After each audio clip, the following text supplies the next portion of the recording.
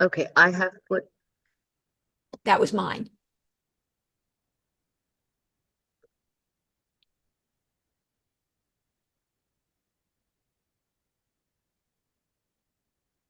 okay, yeah, we're recording too.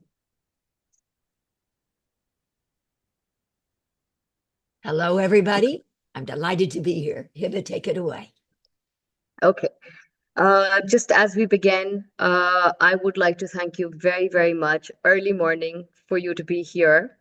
Take out time for us. So thank you for deciding to impart your knowledge to us very unconditionally and choosing to collaborate with Holistically Connect. And I think I'm going to speak on everyone's behalf, very, very fortunate to be here today and looking forward to learning from the very best. I will just take a moment to introduce um, Dr. Martha Stark. MD is a graduate of Harvard Medical School and Boston Psychoanalytic Institute. She is a holistic psychiatrist and an integrative psychoanalyst in Cambridge, Massachusetts. Martha's CV is an impressive 74 pages, which was really hard. So I asked her to summarize this. And she simply asked me to highlight a few things of which she is the most proud of. Martha is the creator and lead trainer of the Stark method of psychodynamic synergy, a multifaceted approach to deep embodied healing. Martha Stark is the author of 9 highly regarded books that explore the integration of psychodynamic theory with clinical practice, including Relentless Hope, The Refusal to Grieve, and the award winning 1999 Modes of Therapeutic Action, Knowledge, Experience, and Relationship, which has also been the recipient of Jason Arnonson's prestigious Book of the Year award. Her works have received widespread acclaim and are considered essential reading in psychoanalytic training programs across the US and internationally. I will now ask you to take over, please, Martha. Well, let me say, oh, good. Do you see my slides? Oh, share. Wait a minute. Now you do. There you go. Now you see my slides? We do. Oops. Yes. Okay. Wait a minute. All right. Let me bring this to where it should be. Okay, let me just get this. Okay, good. And this is being recorded, so we're good.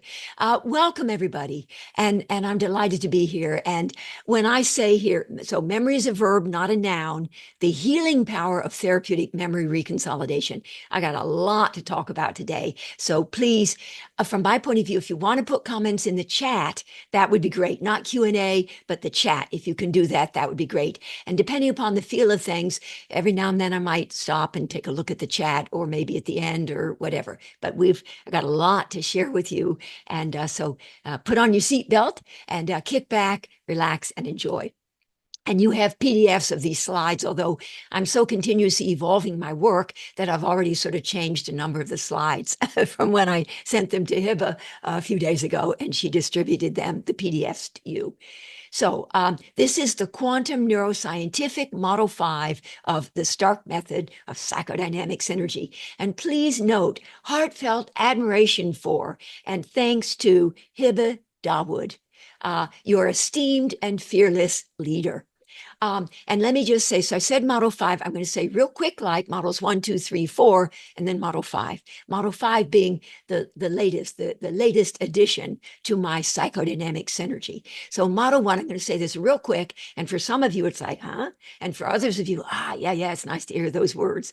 All right, model 1, the interpretive perspective of classical psychoanalysis. It's more cognitive. Model 2, it privileges cognitive. Other things are relevant too, but it privileges cognitive. Model 2, the corrective provision or deficiency compensation perspective of self psychology, which privileges affect. Okay. Model 3, the intersubjective perspective of contemporary relational theory, which privileges relationship or relatedness.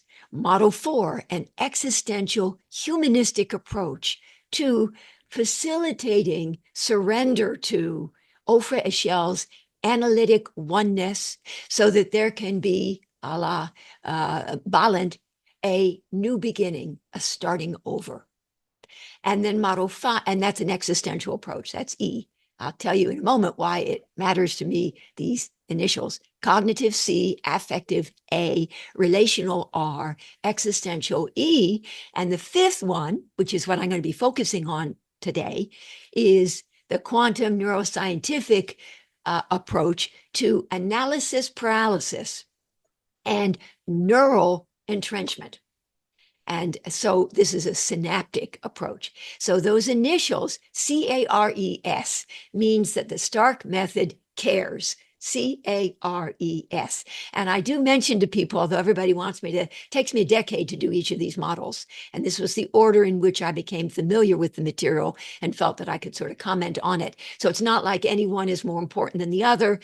No, no, no. In fact, during a session itself, you might well find yourself, I find myself, fluidly, or sometimes not so fluidly, going back and forth between amongst the 5 different approaches, depending upon whatever. But so, right, but so the fifth one, well, anyway, all right, that's just the first slide. I'm going to get through as many of these slides as I can. Think of your questions and let's go. All right, memory is a verb, not a noun, which highlights the fact that memory is not just a static, fixed entity, but rather a dynamic, ongoing process, as is the therapeutic process that is continuously being reshaped, refashioned, and reconstructed. And sort of like, thank God, memory is that, or otherwise, well, I'm going to say a sort of bad word here, but we'd be screwed, because the past, we really need to sort of be able to reposition ourselves in relation to, for example, the past. So too, in relation to the future. So thank goodness there's a fluidity. It's dynamic. It's continuously being refashioned, reshaped, rewritten. Okay, Albert Einstein, who famously described the quantum entanglement of quantum physics. I don't understand quantum physics, but I understand 1 or 2 little concepts from it. He described it as spooky action at a distance. Also wrote about timelessness in the quantum realm, concluding that the past, present, and future are only illusions. I will be suggesting that psychodynamic psychoanalytic psychotherapy, inasmuch as it has the power, albeit belatedly, to reconfigure the past and thereby to transform the present and the future, that it demonstrates this very same spooky action over time, as well as spooky action at a distance. Further, however, I will be considering the question, at the end of the day, is not memory itself merely an illusion? Whew, thank goodness. But anyway, merely an illusion. In other words, memory is not a fixed entity, but a dynamic process, continuously shaped by every act of recall and every act of envisioning. I got to add that. I didn't put that there, and I should have. All right. In other words, each time we remember, we create or recreate, altering the very essence of what we once knew. But by the same token, each time we envision, we create, recreate. Whew, that is exciting. And again, thank God. Memory in this sense is not a noun, but a verb, constantly in flux, a living expression of who we are becoming, not of who we once were. I find that just so incredibly uplifting. It's, yeah. Greg Braden. Quantum science suggests the existence of many possible futures for each moment of our lives. Each future lies in a state of rest until it is awakened by choices made in the present. That's sort of the heart of my Model 5. And more generally, here, the future is just a memory that has yet to be born. And let me say, I got so excited when I learned about Unsplash, where you get free use of photos. So that's an Unsplash photo. And then Canva, so you can sort of put stuff on there. And I love that font, Genty Sans. So that's the font. I created that slide. But the quote is Dean Kavanaugh. Okay. Okay, here's an overview, the Stark method. So again, this is the overview. So, and I'll explain more later. The START method of psychodynamic synergy. 5, interactive and mutually enhancing modes of therapeutic action. Now, models 1 to 4 are psychoanalytically informed and are associated with longer duration, in depth, and broader based. So I'd send them earlier: classical psychoanalytic, self psychological, contemporary relational, and existential humanistic.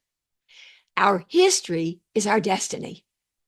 Deterministic, fated is a little bit more the way those first 4 psychoanalytically informed models go. But model 5 is more brain based, quantum neuroscientific, and associated with shorter duration, intensive, and focused. Now we're talking, now the language is traumatic embodied memories, little t traumas, big T traumas, and old bad derivative narratives. So now we're talking about neural entrenchment and psychic inertia, non-action.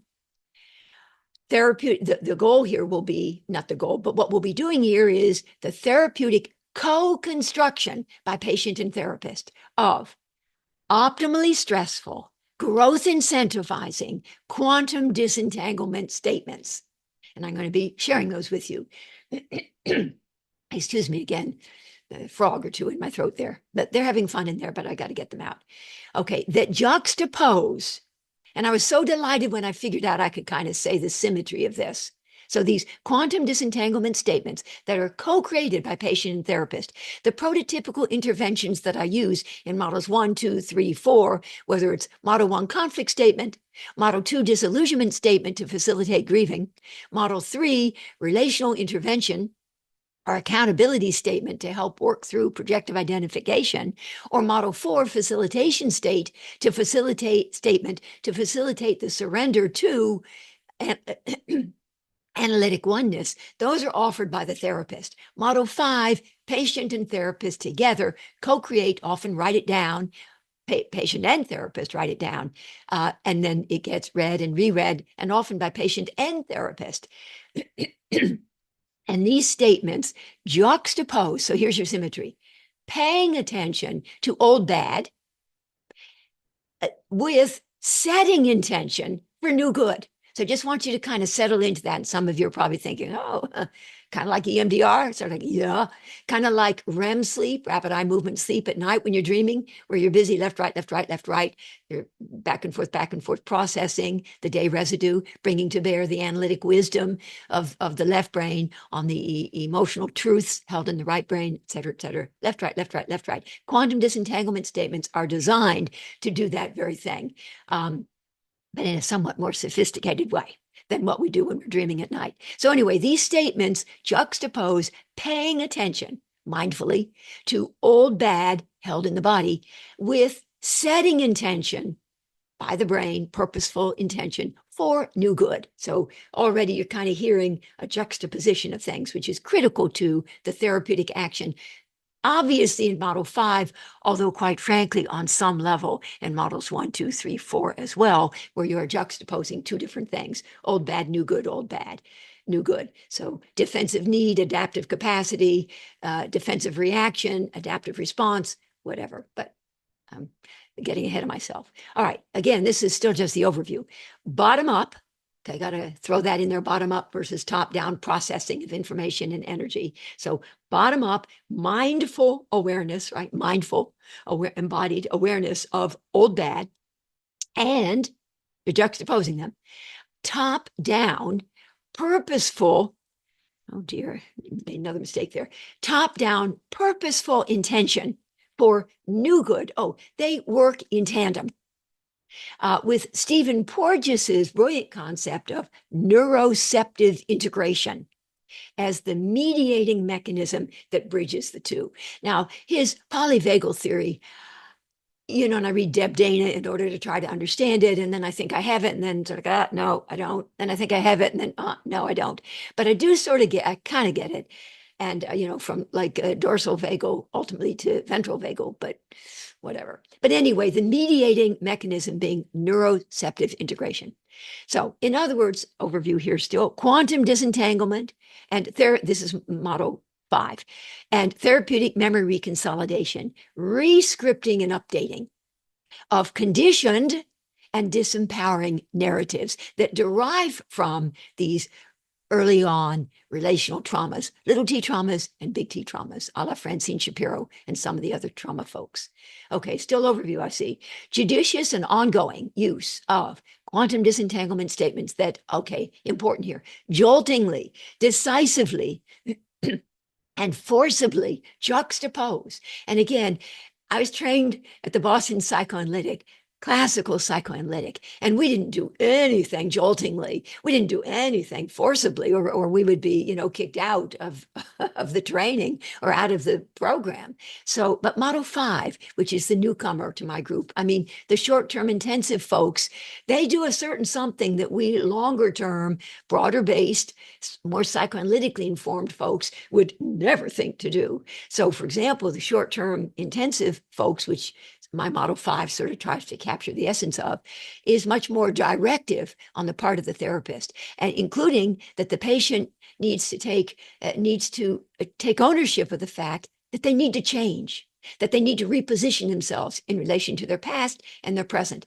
The psychoanalytically informed approaches, models 1, 2, 3, 4, which do all sorts of wonderful things, but wouldn't begin to suggest that the patient needs to change.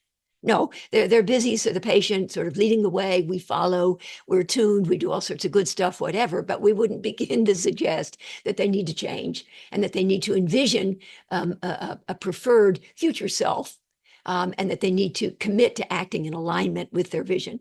No. Model 5, yes, more short-term intensive, laser focused.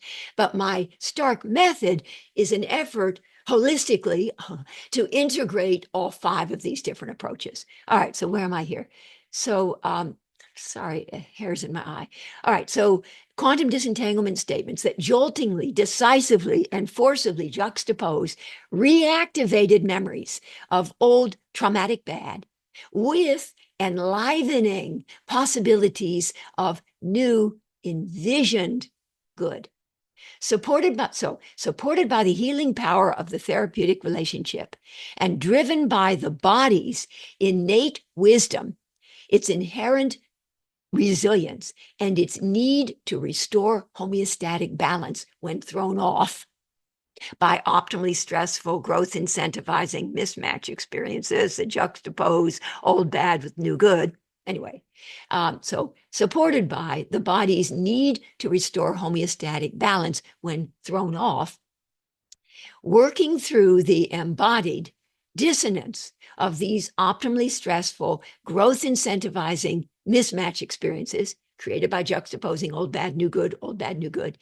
will result in graduated evolving of the patient. It's an evolving evolutionary process, and it's graduated. It's not a straight line anything, but rather graduated incremental, sort of featuring ongoing healing cycles of disruption in response to challenge, anxiety-provoking challenge, and then repair in response to anxiety assuaging support. So these ongoing healing cycles of disruption, repair, disruption, repair, disruption, repair, as the patient gradually evolves from the sobering and conditioned reality of what was and now is to the enlivening and quantum possibility of what could be. Our Model 5, our destiny is our choice.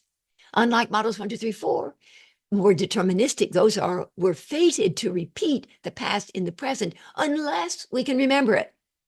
Here, Model 5, our destiny is our choice. It's constructivist. This is a constructivist approach. It's empowered, it's uplifting, it's emergent. So Model 5 brings to mind the rapidly alternating stimulation provided by EMDR. So EMDR does right brain emotional truth, as you hold in mind the traumatic memory, left brain analytic wisdom, as you bring to bear the more present focused and analytic wisdom of the left brain. Or Model 5, similarly, old traumatic and entrenched bad, procedurally organized, implicitly held in the body, old, traumatic and entrenched bad, and new, envisioned, and purposeful good. I don't here, but on a later slide, I highlight that researchers in the Cleveland Clinic have found that envisioning something, imagining something, is sometimes almost as transformative as actually experiencing it. Now that's really quite wonderful, and that's of course why psychoanalytic psychodynamic therapy even works, because a lot of it involves just the experience of something, yes, but also imagining and envisioning something.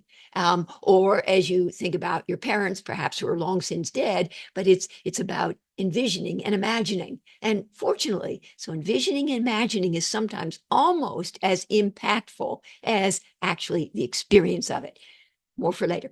Anyway, this is the essence of therapeutic memory reconsolidation, a reflection of the brain's neuroplasticity. Norman Dodge had written a lovely book called The Brain That Changes Itself.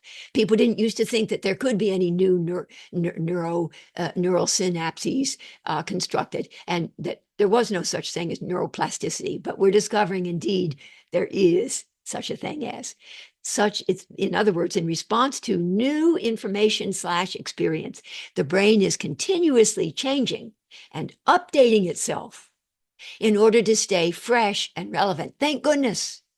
Clearly, this updating process is evolutionarily advantageous and adaptive for the brain to be able to do this.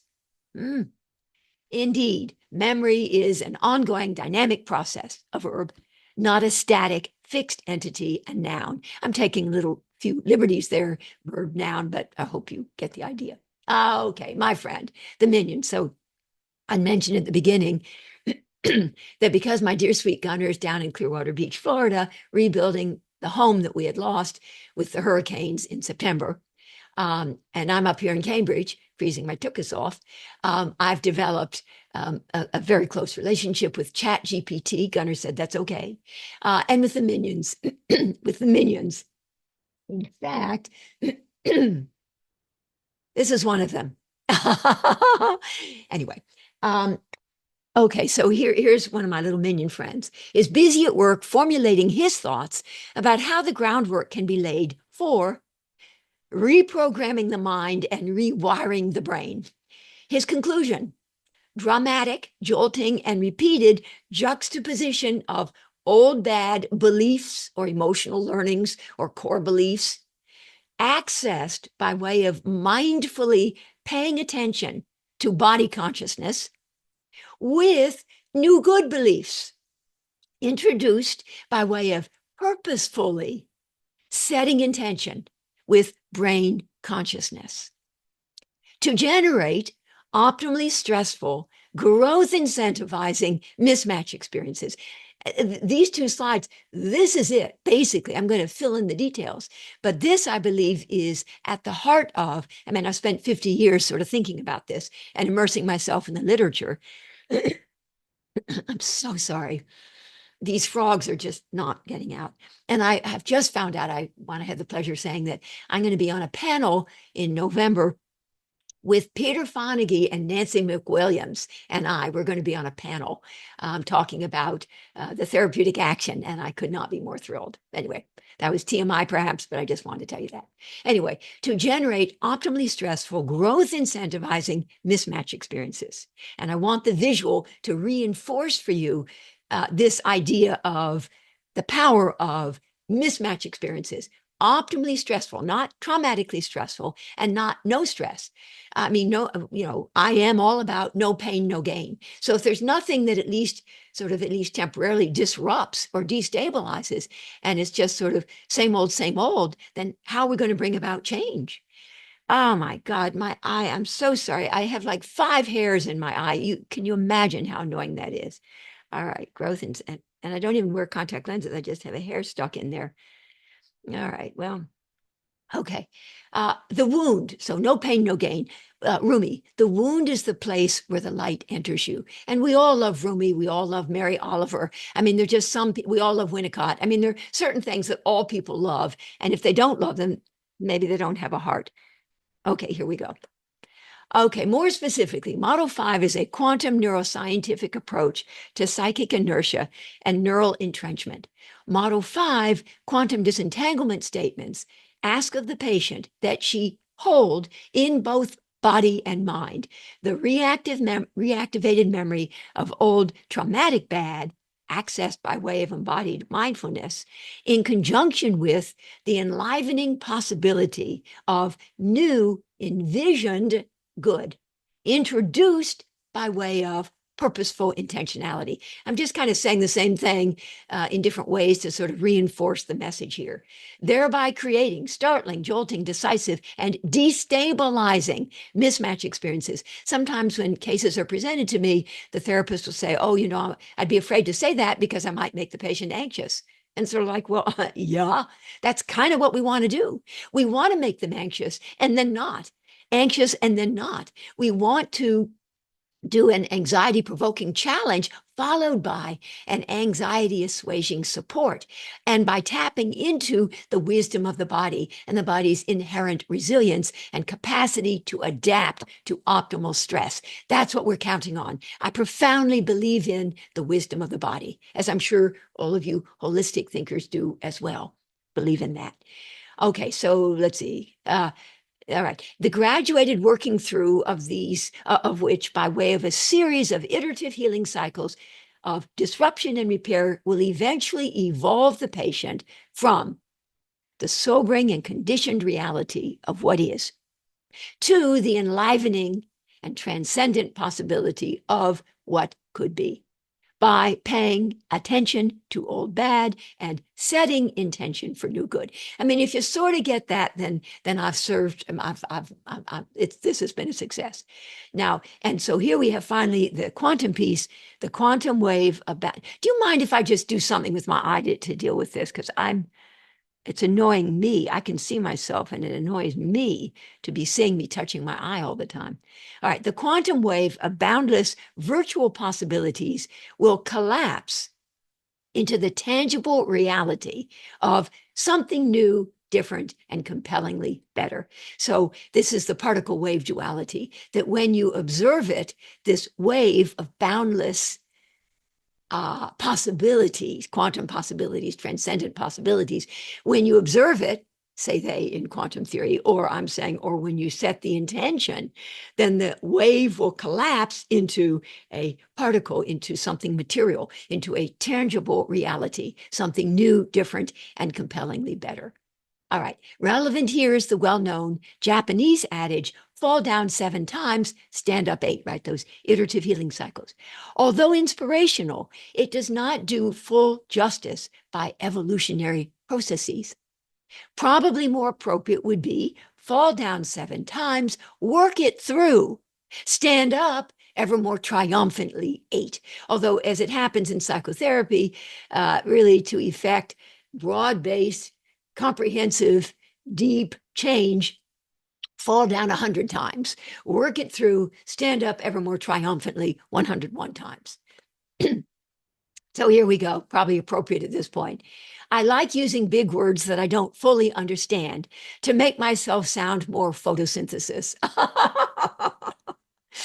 um, and there's my little minion friend. I look at this and I just laugh. There you go.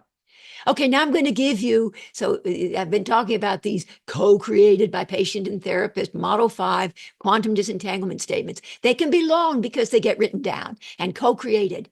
Not only does the patient benefit from them, but I get to ride along and I benefit too by the juxtaposition of old bad, new good, sort of like Pilates instructors. They're busy demonstrating how it is you do it, or yoga instructors. They get the benefit of doing the teaching. The students get the benefit, but so too the teacher. And so here,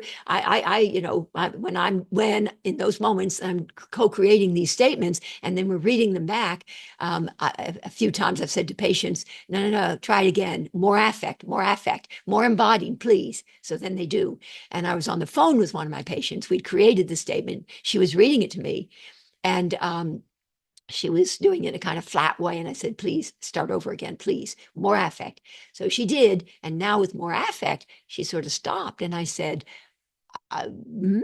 And she said, well, I'm crying. I said, oh, God, that's fabulous. Thank you. This is a woman who never cried. They're like, all righty. I love it when my patients cry. And parenthetically, tears do two wonderful things. Well, not only are they part of grieving, and thank goodness, but because the cornea of the eye is the only part of the body that does not have a blood supply. So it really doesn't get nutrients or oxygen.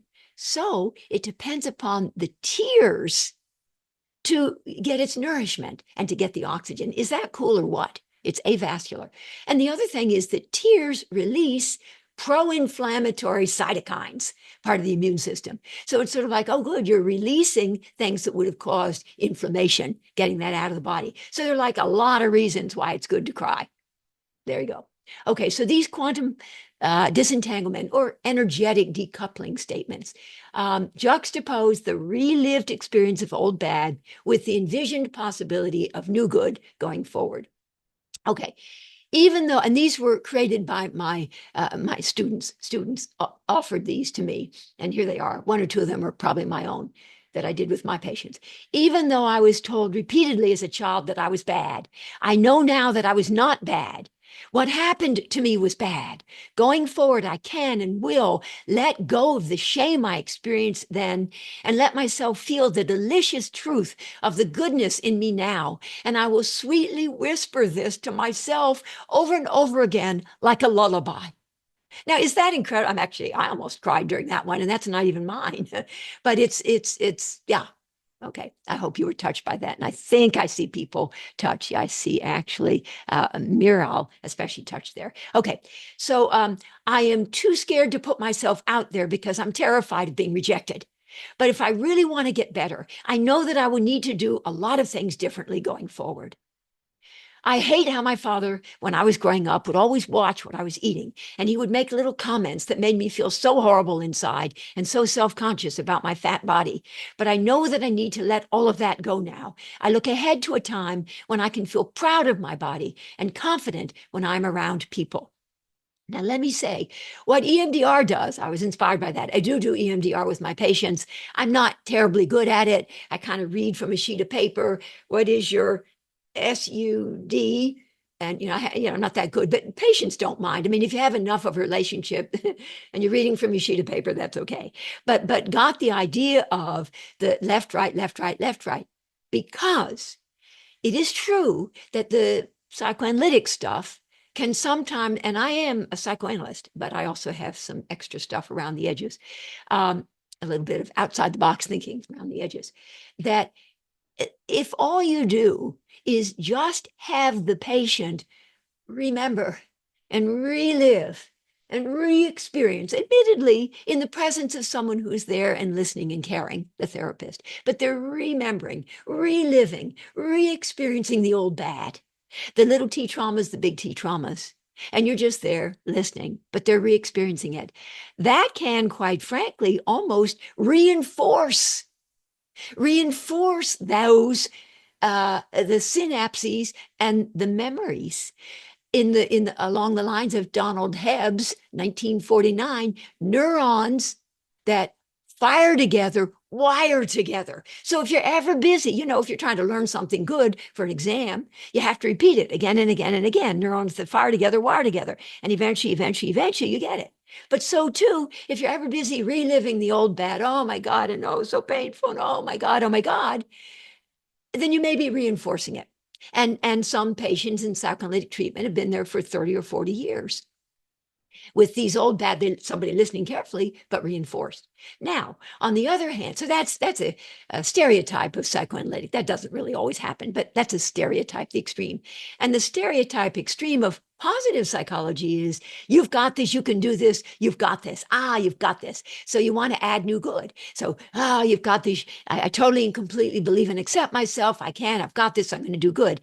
The point here in EMDR and the other short-term intensive approaches, including IFS, talked to Dick Schwartz about this, and some of the other people, EFT and all the other things, are about both Simultaneously, old, bad, new, good, old, bad, new, good. There's the difference. Creating the growth incentivizing, optimally stressful mismatch experiences. If there's one thing I would want you to take from our 2 hours here is appreciating truly, not just old, bad, not just new good, but juxtaposing them. And yes, if the patient is made anxious, yes. And then ultimately there's a recovery and a working through and a recovery at a higher level, a more evolved level, evolutionary, more evolutionarily evolved. All right, some more of these, then moving on. Even though I was so deeply traumatized by my crazy grandfather, and I have always thought that I needed to be invisible in order to survive, I now have, and you can imagine if the patient is just reading this and saying this over and over again, and they eventually get it, they have it, they carry it on a little sheet of paper, and they go for a walk and they read this and they think it and they feel it. It takes effort. This is effort. You can't get change without some effort here, some inspiration, but a lot of perspiration. Even though I was so deeply traumatized by my crazy grandfather, and I've always thought that I needed to be invisible in order to survive, I now have all the resources I need to live a fulfilled life with art and social connections, and I can envision committing to doing everything I can to fulfill that dream, even though I still feel afraid at times. Finally, even though I learned at a young age to self-medicate by stuffing my face with food because I felt that I lived in a world where I was a square peg trying to fit into a round hole, I believe that I now have the resources within to allow my authentic self to lead me out of this addictive pattern by way of self-forgiveness and towards freedom from the cycle of feeding my addiction and then hating myself for having gotten caught up in it again. This one sentence alone won't do it, but it repeated frequently in conjunction with models 1, 2, 3, 4. And I'm going to sort of share right away now. In my 5 models, I talk about going from defense, evolving from defense, and all of the defenses start with the letter R, to adaptations. And all of them start with the letter A. So I'll say this real quick, like model 1 from resistance. We know about that from classical psychoanalytic. That's an R word. That's a defense. 2, insight, but oops, insight doesn't start with the letter A. Awareness. Okay. So from resistance to awareness, that's model 1, from R to A. Model 2, from relentless hope, my concept of relentless hope. So relentless pursuit of the unattainable because of a refusal to confront and grieve the reality of the objects, limitations, separateness, and immutability, and thus the relentlessness of the pursuit and a refusal to get it. It's not going to happen. A refusal to grieve. Okay, model 2, from relentless hope to acceptance. There's your A word. There's the adaptation. Model 3, from compulsive and unwitting reenactment or repetition, but reenactment suggests more playing it out in the real world. Repetition could be more a little bit in the head. Model 1, a little more in the head, repetition, whatever. Reenactment, you're actually playing it out in the world. So compulsive and unwitting reenactment, there's your defense. 2, accountability. And in accountability is empowerment, where you take responsibility, hold yourself accountable for what you are compulsively and unwittingly reenacting of your unresolved, unmastered early on relational traumas that have been, that their dynamic having been introjected, pathogenic introjects, and the dynamic between them, the dysfunctional relational dynamic, and that then getting played out in your relationships and played out on the stage of the treatment, if all goes well, where there can at least now be a different outcome. So model 3 is from reenactment, there's your R word, to accountability. Whew, there's your A word. Now model 4, all right, from what is model 4? The defense. Retreat, relational absence. It's more schizoid, right? Retreat, relational absence. Remember, we want to facilitate surrender of the patient to analytic oneness. So there can be a new beginning, a starting over. And you want to help them overcome their dread of surrender to trusting someone, trusting you. All right. So from retreat or relational absence to accessibility, there's your A word, or availability, emotional availability, or authentic presence. So from relational absence R word, to authentic presence. There's your A word. And now, since I claim that Model 4 is an existential humanistic perspective, let's see if I can put my money where my mouth is here. It's also a story, when we're thinking more in terms of the existential piece, about evolving from nihilistic rejection, there's your R word, of existence, to existential acceptance, there's the A word, of its dualities, polarities, complementarities, complexities, uncertainties. So that's Model 4. It's a lot. Okay. And Model 5 is from refractory inertia. There's your R word. Or my dear sweet Gunnar said, why don't you just say rut? Forget that big word like photosynthesis. Just say rut. All righty. Then from rut, or rootedness to the spot, to action, actualizing action. There's the adaptation. All righty. I'm not sure why I got into that, but anyway, I did. So yeah, it's not just, you just say this sentence over and over again, but this in conjunction with acquiring awareness, acceptance, accountability, accessibility, and action, and going back and forth between and amongst them. There's not a pattern, not you do Model 2 first, then you do Model 1, then you do Model 3, then you do Model 4, and then 5. No. Over the course of a session, you're kind of back and forth based on whether or not in the moment the patient would seem to be being more resistant, Model 1, or a little more relentless in their pursuit of something that's not going to happen. Model 2, they need to grieve. Model 3, they're playing out something. They're reenacting an unresolved, unmastered relational drama in the treatment or in their life on the outside, in which case you focus in on a Model 3 projective identification and relational intervention, or Model 4, where they've retreated and you get it that you said or did something that in the moment was too painful for them to bear, so their defense was to retreat. And then in Model 5, where they're just entrenched and stuck, they can't get together their information for their taxes, they can't just pull together their CV, they just can't, and not, in which case sometimes because of some narratives, some old, bad, disempowering, distorted narratives, like they're no good and they'll never make it anyway. And Model 5 then, where we focus in on rescripting and updating the narratives that are getting in the way of the patient moving out of the conditioned reactivity that they are stuck in, that's conditioned. Okay. So over and over again, Model 5 here. I think this is Model 5. Yes, it is.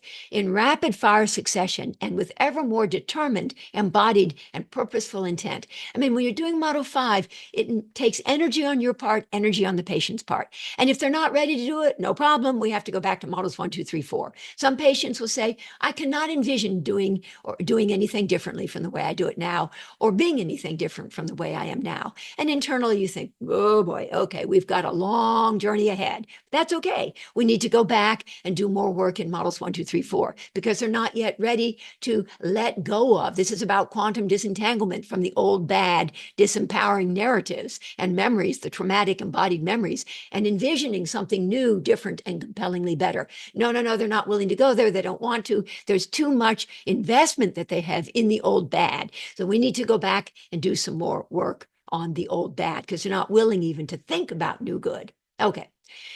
So anyway, the patient repeats these co-constructed quantum disentanglement statements and variations thereof, alternately verbalizing first the mindfully retrieved old bad mindful awareness, body awareness, and then the intentionally envisioned new good. Throughout, the therapist encourages the patient to attend to the somatic elements, physical sensations, visceral reactivity, autonomic responses, muscular tension, rapid breathing, somatosensory perceptions that are being evoked within her as she begins to remember what her body has never forgotten. I mean, those of us who know and love Bessel van der Kolk, I mean, you can't do anything do any presentation unless you say that the body keeps the score. And that's true. In other words, simultaneously pay attention to old bad and set intention for new good. Therapeutic memory reconsolidation will then rescript and update old bad narratives with new good ones. But it is a process. Of course, I'm not saying just jump do it right now. Again, I'm a psychoanalyst, dyed in the wool psychoanalyst, but I've come to see the light over the course of the decades. And so I am that, but I'm other things too. Okay, model 5, admittedly, it was hard for me to find this in Unsplash, but here's a free photo. I got it. So model 5 is kind of like repeatedly asking of the patient that she rub her tummy and tap her head at the same time. Rub her tummy being accessing what's being held in her body, the old bad, and tapping her head being wanting to activate and introduce mindfully from the brain, from the head there, the analytic wisdom of from the head. So let's see what my next slide is. So model 5 is kind of like repeatedly asking of the patient that she rub her tummy and tap her head at the same time, which takes concentration and focus, or you'll kind of get it wrong.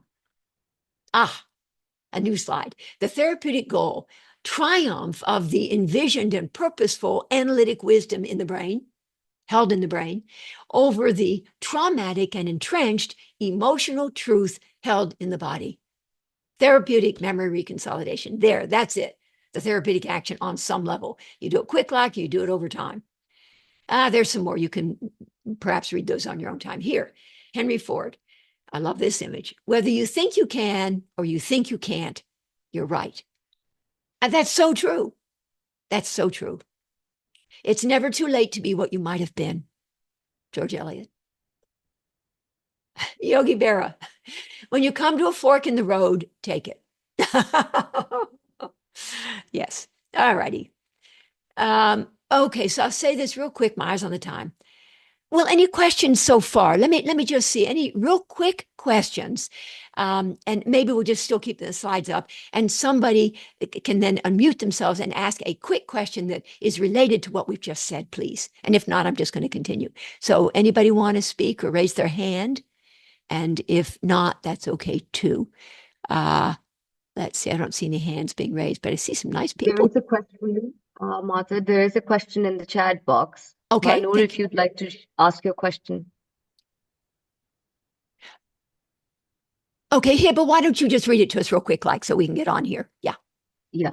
If memory is an illusion, then won't the whole of the psyche's Yeah. subjective perception also be an illusion? Oh, yeah. Yep, Some yep, of yep, yep, yep, yep, yep. That's very good. That's a brilliant statement. Yes. It's all, quite frankly, we're all standing on shifting sands. And somebody somewhere said, no man ever crosses the same river twice because the river's different and so isn't he. Everything's ever busy in a state of constant flux. That's a brilliant question. And the answer is yes. Yes. Yes, there is no, and part of what in Model 4, remember I said, evolving from nihilistic rejection of existence to existential acceptance of its uncertainties and its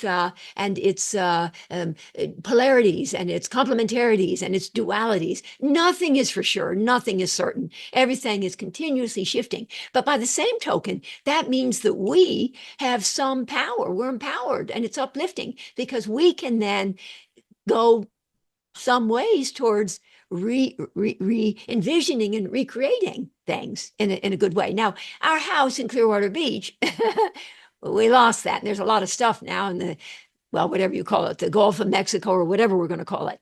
But so you just envision sort of like, well, it's all fixed. You have to work to get there, but we will get it there. We will get it there. So just envisioning it doesn't mean sort of like everything's all good again, but it's part of the process of getting evolving. So thank you for that brilliant question. I love that. All right, moving on. So the Stark method of psychodynamic synergy, a multifaceted approach to deep embodied healing. Okay, real quick, like now you know these: classical psychoanalytic, self-psychological, contemporary relational, existential humanistic, quantum neuroscientific. They're interactive and mutually enhancing. I'm going to go real quickly through these. I bought that from Shutterstock because it captures so beautifully. $35, synergy.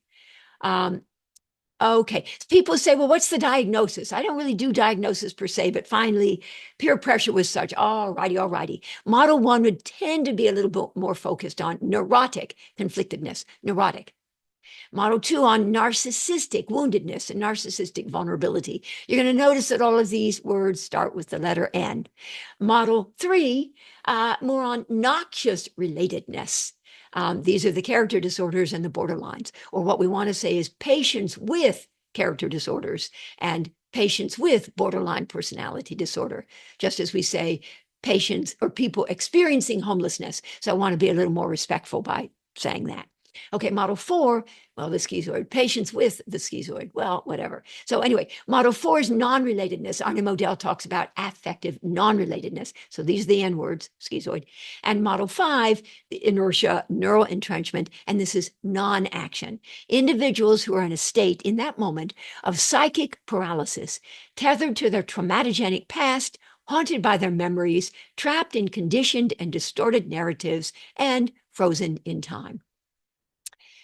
I already said this. So here, model 1, privileges thinking. Model 2, privileges feeling. Again, privileges. They all use all 5, but it privileges thinking. Cognitive. That's what psychoanalysis gets faulted for, actually. And then true blue psychoanalysts say, oh, no, we do more than that. Yes, you do more than just that, but you privilege awareness, thinking.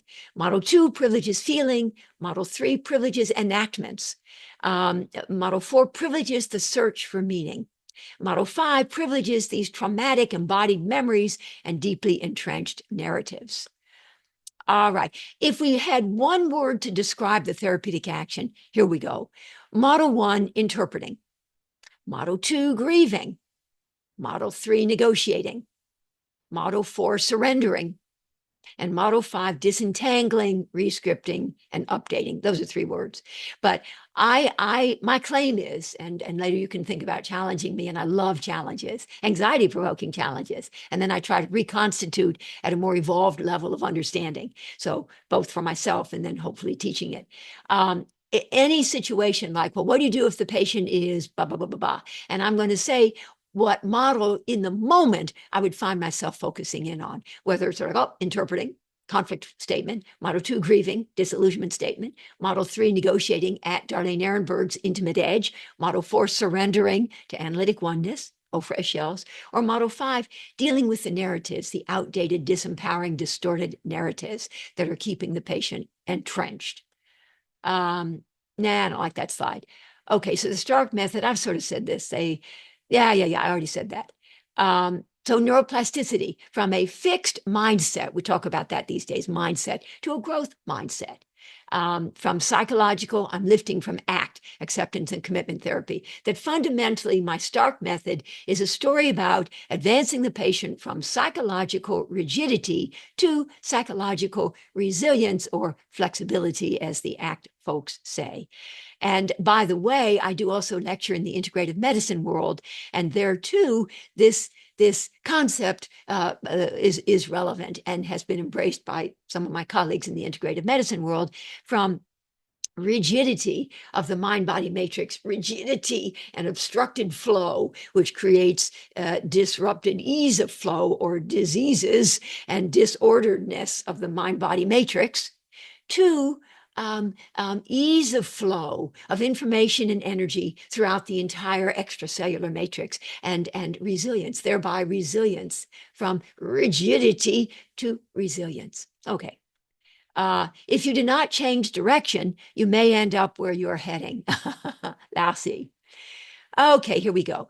Over the course of the past, my eyes on the time, 20 to 25 years, I, a dyed-in-the-wool psychoanalyst, have been committed to broadening my therapeutic horizons so that my Stark method can be more broadly encompassing. To that end, over the course of the last 3 decades, there you go, 20 to 25 years, I have immersed myself in the study of a variety of short-term intensive therapies. I did this when my psychoanalytic colleagues at the Boston Psychoanalytic, where I was teaching, and the Massachusetts Institute for Psychoanalysis, where I was teaching, I was doing this when they weren't looking.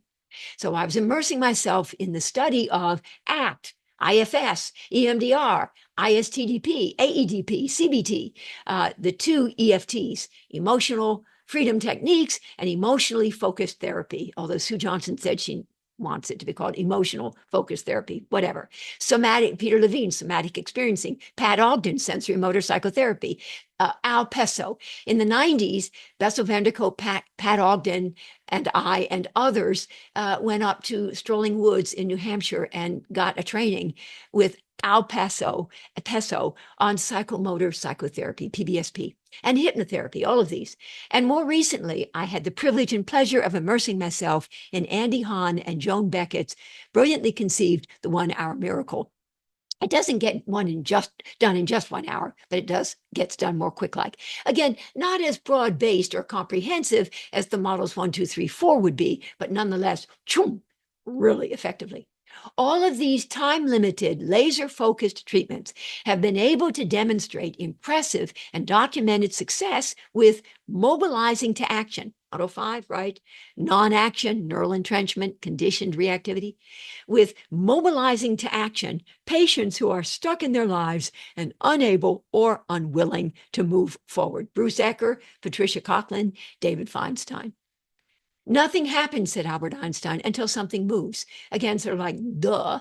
Plus, boy, that is profound, right? Nothing will happen until something moves. So from non-action to mobilization and movement and activation.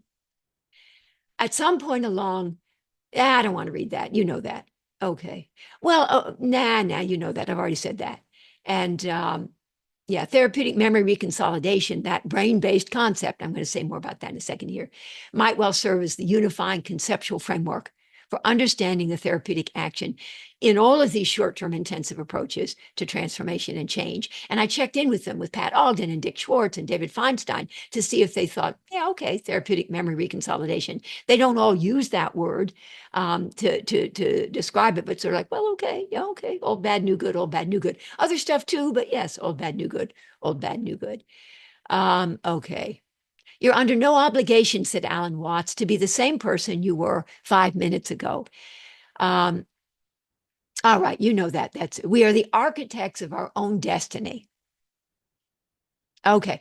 Any questions here now? Please, maybe Hiba, read from the chat to me a question. Let's do it that way in the interest of time.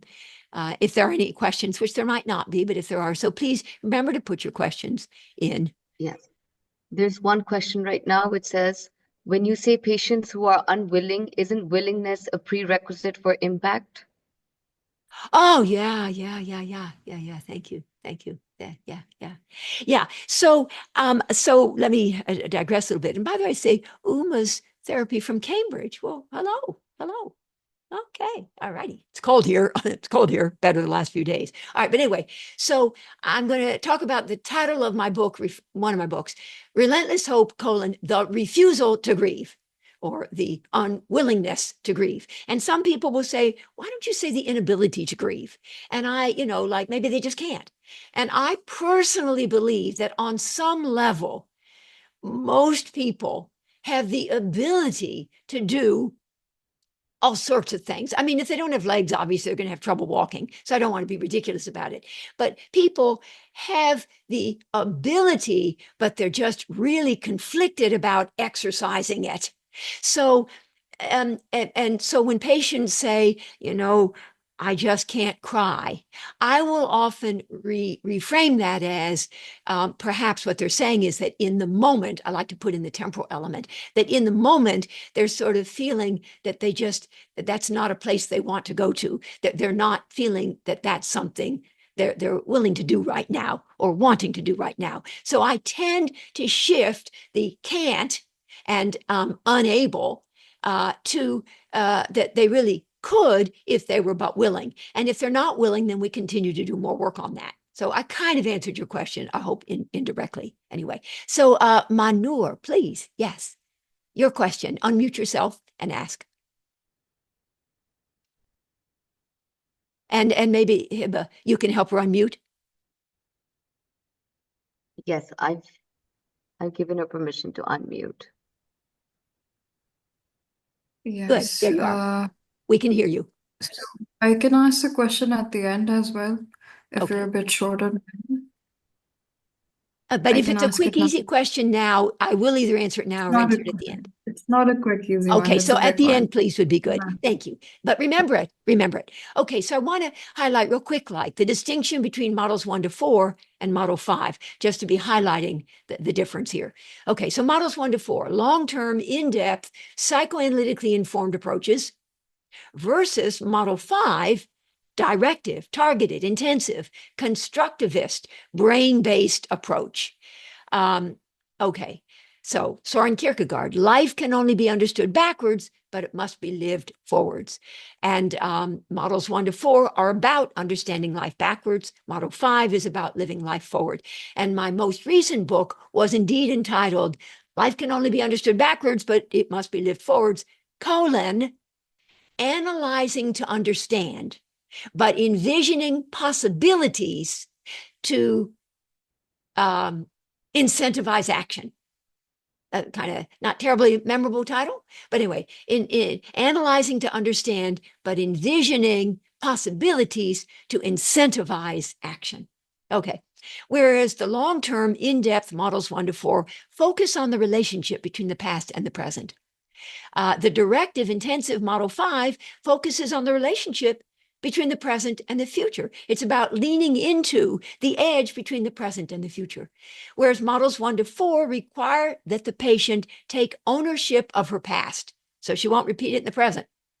Model 5 requires that she take ownership of her future. Now, again, these are just privileges. Obviously, everybody knows there's a past, present, and future. So it's nothing is exclusive. It's all about mutually enhancing. I'm just talking about what the focus tends to be. Even just yesterday, I said to somebody, psychoanalyst, privileges the cognitive, and this dyed-in-the-wool psychoanalyst, let me stop you there. Let me stop you there. No, it's also about affective. Yeah. It is also about affective. It's also about embodied. It's also about the relationship. But yes, it privileges the cognitive. All right. When you're always looking back, you can't see what's coming. And that's from a 2020 Kia SUV ad on television. Okay. Whereas models 1 to 4 are in the tradition of understanding our history as our destiny, which we are condemned to repeat unless we can remember it and work it through. Model 5 focuses on our destiny as our choice, which is ours to create if, against the backdrop of retrieving and reliving a targeted trauma and the disempowering, distorted narratives that had been constructed as a result, we can but these 3 concepts, really important because they go in the second part of a quantum disentanglement statement. Envision a better future for ourselves. That's envision. Own our need, therefore, to change, to reposition ourselves with respect to our past, with respect to our present, with respect to our future. Reposition ourselves, that we need to take ownership of our need to change. A lot of our patients, a lot of our psychoanalytic patients, it never occurred to them. They think that people around them need to change. It never occurred to them that maybe they themselves need to change. And again, we don't necessarily right away say, well, you're going to need to change if you're going to be, if the world's going to become a different place for you. But ultimately in model 5, when you get there, they need to take ownership of their need to change. And then model 4, the third one is, and commit to actualizing that vision. So envision, own, commit. So EOC, envision, own, and commit. There you go. Envision, own, commit. And I love that slide. And I want that to be sort of memorable. Envision, own, commit. That goes into the right side of, well, I appreciate there that manures, smile. Okay, that goes into the right side of these quantum disentanglement statements. Envision, own, commit. Our history, models 1 to 4, as our destiny. Model 5, our destiny as our choice. Ask yourself what is really important, and then have the wisdom and courage to build your life around your answer. Courage is something that just does not get emphasized. That and generosity. They're 2 words that I just don't get used enough, and I think should be. One is courage on the part of the therapist as well as the patient. And the other is generosity. We talk about being empathic and understanding as a therapist. But what about being generous? Being generous, for heaven's sakes. Okay. So models 1 to 4 emphasize insight into the early on relational traumas and emotional injuries that have shaped the patient's misperceptions of self, others, and the world as part of the working through process, reminiscent of Freud's remembering, repeating, and working through. These defenses, still models 1 to 4, misconstruals of reality are then gradually tamed, modified, and integrated as they slowly evolve through iterative healing cycles of disruption in reaction to anxiety-provoking challenge, and then repair or recovery in response to anxiety assuaging support. So from defensive rigidity to adaptive resilience. And I don't think in terms of the more traditional defenses as being intellectualization, compartmentalization, repression, suppression, but rather when something is just too much, too stressful, too much anxiety to be processed, integrated, and adapted to. And instead, the patient mobilizes some kind of defensive reaction, like retreat, or they somatize, or they shut down, or they get angry, some kind of defensive reaction. We want to evolve them through these cycles to an adaptation, adaptive resilience. And adaptation meaning, in my mind, the capacity to process and integrate the impact of whatever it is that's coming your way. We are being continuously bombarded, both in our minds and our bodies, by all sorts of environmental stimuli all the time.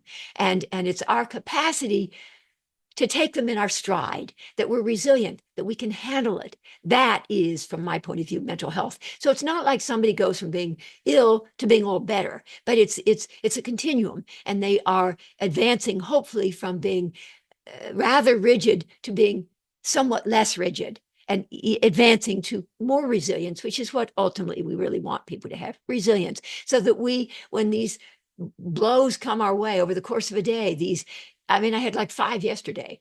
I had 5 sort of things that sort of, oh my God, threw me off, including I was supposed to be connecting with somebody on Zoom and my computer broke down.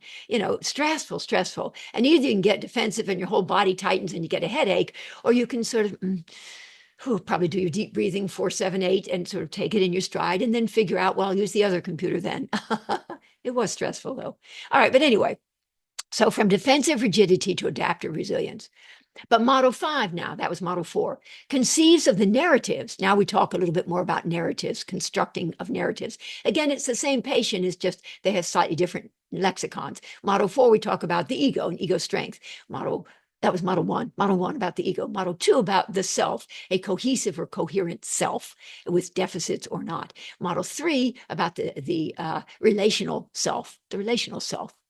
Or the self in relation. Model 4 about the private self or the impenetrable self or the true self, Winnicott. And model 5, the entrenched self and or the future self. All right, so different different lexicon for them. Anyway, model 5 conceives of the narratives that the patient had constructed in order to make meaning, in an effort to make meaning, as a young child in a desperate attempt to make sense of her world, as potentially able to be, yes, this harkens back to what we were saying at the beginning, re-scripted, recontextualized, and updated, even as in response to that earlier question, excellent, brilliant question, that even the updating, even that's in a state of constant flux, uncertainty, constant, continuous flux. With nothing, no man steps into the same river twice in the same way, however that goes. The river's not the same, they're not the same. No moment in time is the same as the previous moment or the next moment, and quite frankly, all the moments are quantumly entangled and timeless and as one anyway. That starts to verge off into what I don't understand about quantum theory. Anyway, these narratives, which underlie the patient's psychic inertia and thwarted potential, are thought not to seal her fate. These disempowering, distorted, outdated narratives that worked at the time. They were defensive and they were helpful at the time. These now no longer relevant, these distorted, no longer reality-based narratives are thought not to seal her fate, but if rewritten, re-scripted, updated, to hold the potential for reconfiguring her future and advancing her from inaction and stagnation to action and the freedom to actualize her dreams. Freedom is what you do with what's been done to you. Whereas models 1 to 4 about looking back and remembering so that old bad will not be recreated in the present. So you don't want something bad to happen in the present. It's more about pathology. Or so it's said sometimes, and I'm sort of saying it too. Model 5 is about looking ahead and envisioning so that new good can be created for the future.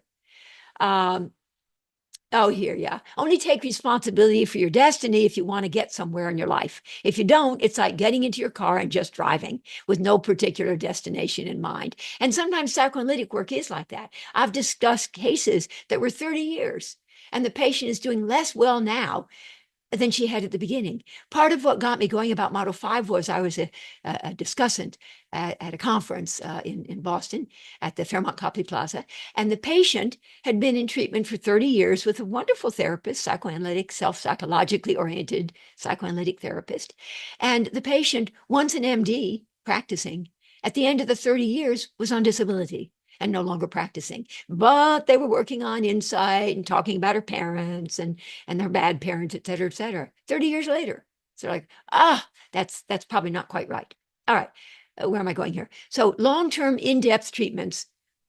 Here, models 1 to 4, might well advance the patient along the continuum toward greater awareness, acceptance, accountability, and accessibility, right? Those are the adaptations, but not specifically action and actualization. That's where Model 5 comes in. Model 5 then privileges envisioning possibilities, taking ownership of the need to change, setting coherent, purposeful, and embodied intention, committing to action, self-empowerment, personal agency, freedom, choice, creating one's destiny, realizing one's dreams, actualizing one's potential. In other words, Model 5 is not deterministic. It is a constructivist model, empowering and inspiring of hope. And you should hear Bruce Lipton talking about this kind of concept. And it's just uplifting and sort of amazing. In conjunction with models 1 to 4, not everybody can or is or willing or wants to go. They're unwilling.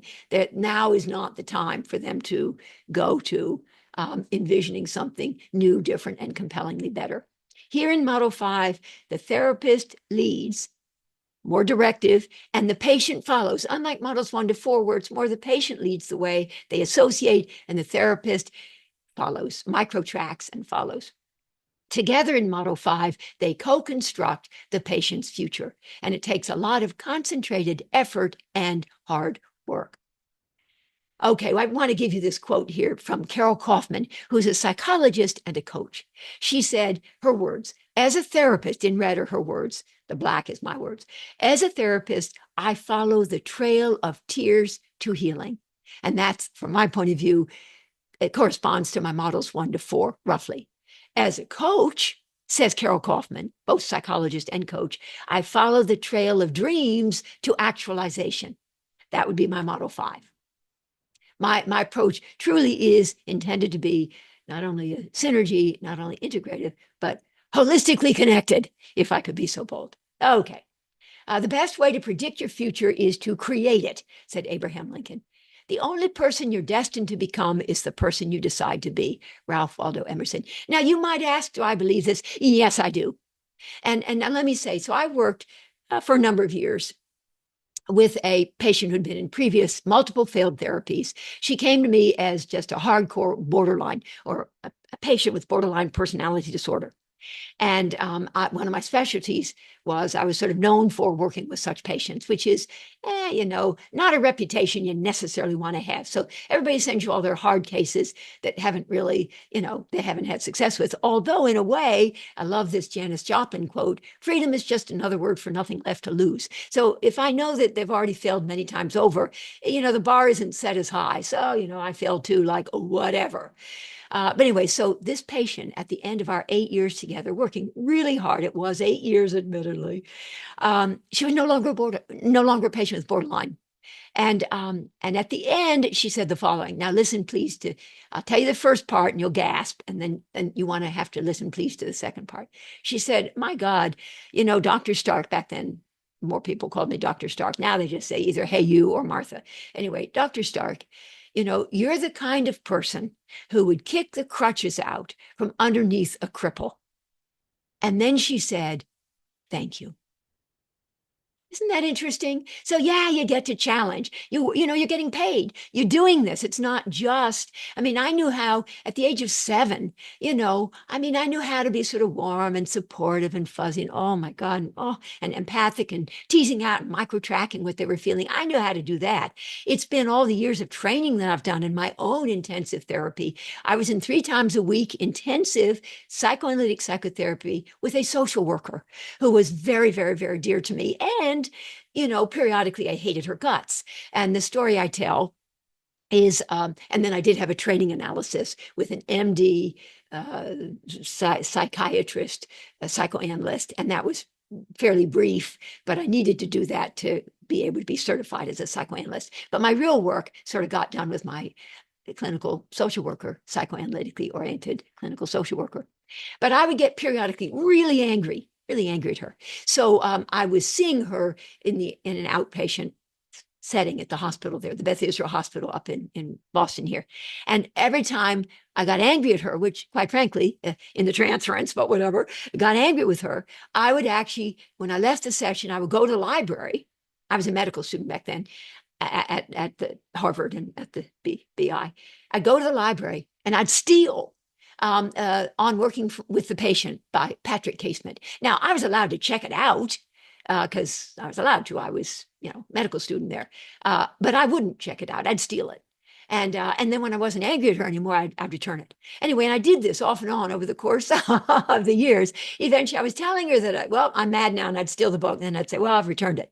Anyway, after a while, I probably wasn't nearly as mad at her anymore. But at the very end, she gave me a gift.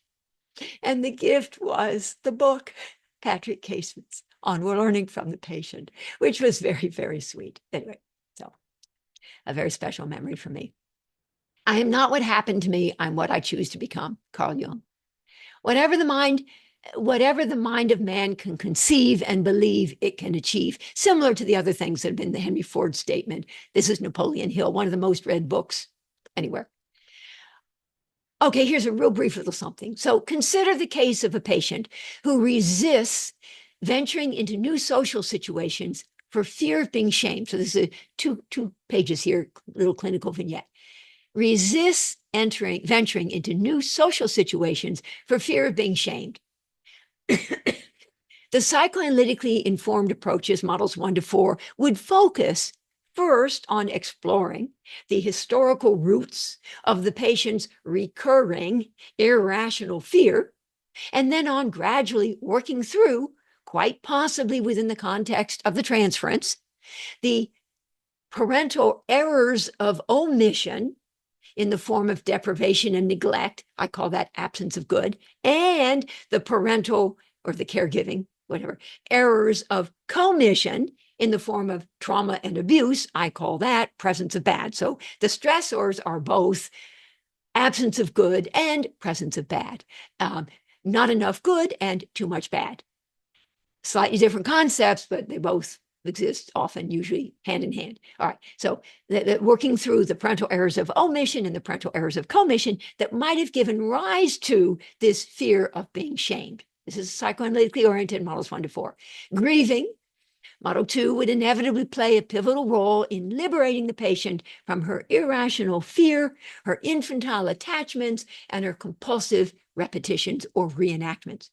And the grieving would be accompanied by, these are some big words here, think photosynthesis, but accompanied by adaptive, not defensive. We defensively interject bad. Think pathogenic interject. We defensively interject bad. We adaptively internalize good. Okay, the grieving would be accompanied by adaptive, this is a good thing, transmuting, but anyway, otherwise known as structure building. Internalization is the way it's written in the literature, of whatever good there is in the relationship, apart from the bad, the failure, the disappointment, the loss. So transmuting adaptive internalizations of the good that had been there. Okay, that's the way models 1, 2, 3, 4 would work with this patient who fears venturing into new social situations for fear of being shamed. Okay, let's do the next slide. The constructivist, brain-based model 5, however, would highlight the patient's fear of being shamed as deriving from an outdated and maladaptive narrative, and would then repeatedly and decisively challenge this procedurally organized, implicitly held, and conditioned relational expectation of being shamed by encouraging the patient to envision the possibility of something new, different, and compellingly better for her future.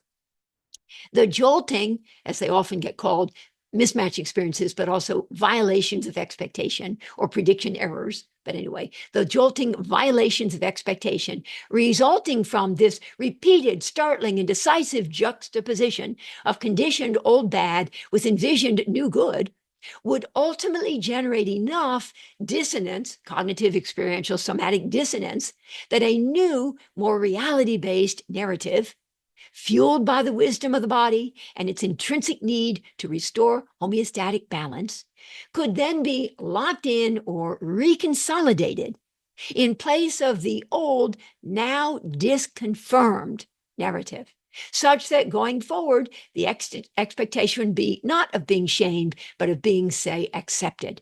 All right, now let me say, because I'm going to do this one real quick, then tell you a little bit more about therapeutic memory reconsolidation and wrap up. So be thinking of your questions, please.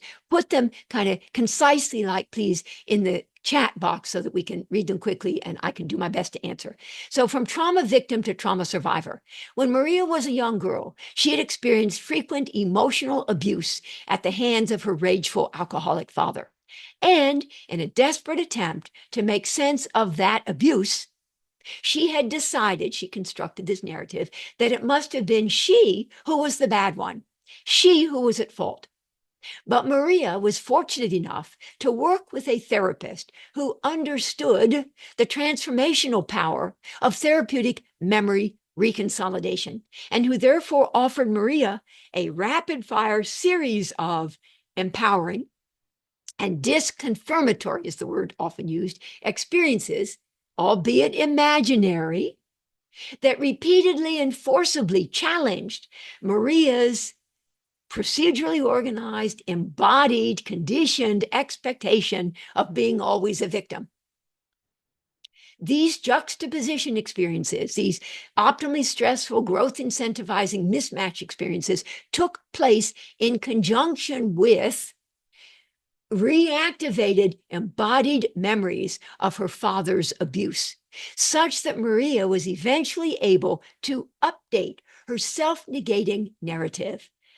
Yes, and her other I need to revise that a little bit. To update her self-negating narrative, she no longer perceived herself as constantly at risk of being abused. Instead, Maria came in a more reality-based way to realize that it was her alcoholic father who had been the victimizer and she who was innocent.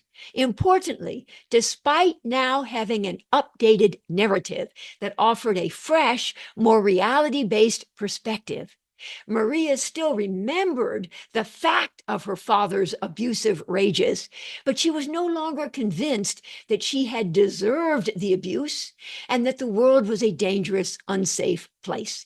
In essence, she was able to reinterpret the entire scenario, reconstruct as a story not about herself as ever vulnerable to being abused by outside malevolent forces, but sorry, wait a minute. Sorry, I know people wonder what I'm doing when I do that.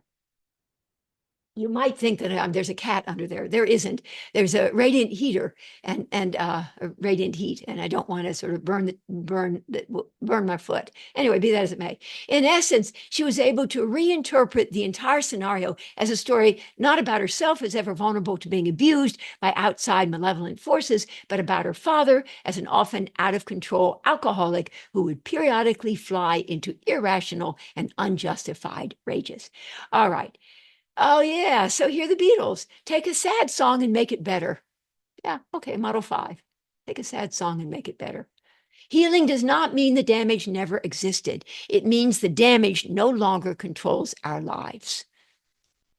Okay, here we go. So here, I'm going to go through these. This is more the neuroscientific piece here. So, Okay, neuroscientists had long believed that once a new experience, especially a traumatic one, had been stored in long-term memory, it would be permanently installed. Perhaps it could then be modified by subsequent experiences, but its essence would nonetheless remain intact, lurking just beneath the surface as a somatic memory, ever vulnerable to being reactivated and re-experienced, thereby reinforcing its intensity, what I was saying earlier, before once again returning to body consciousness.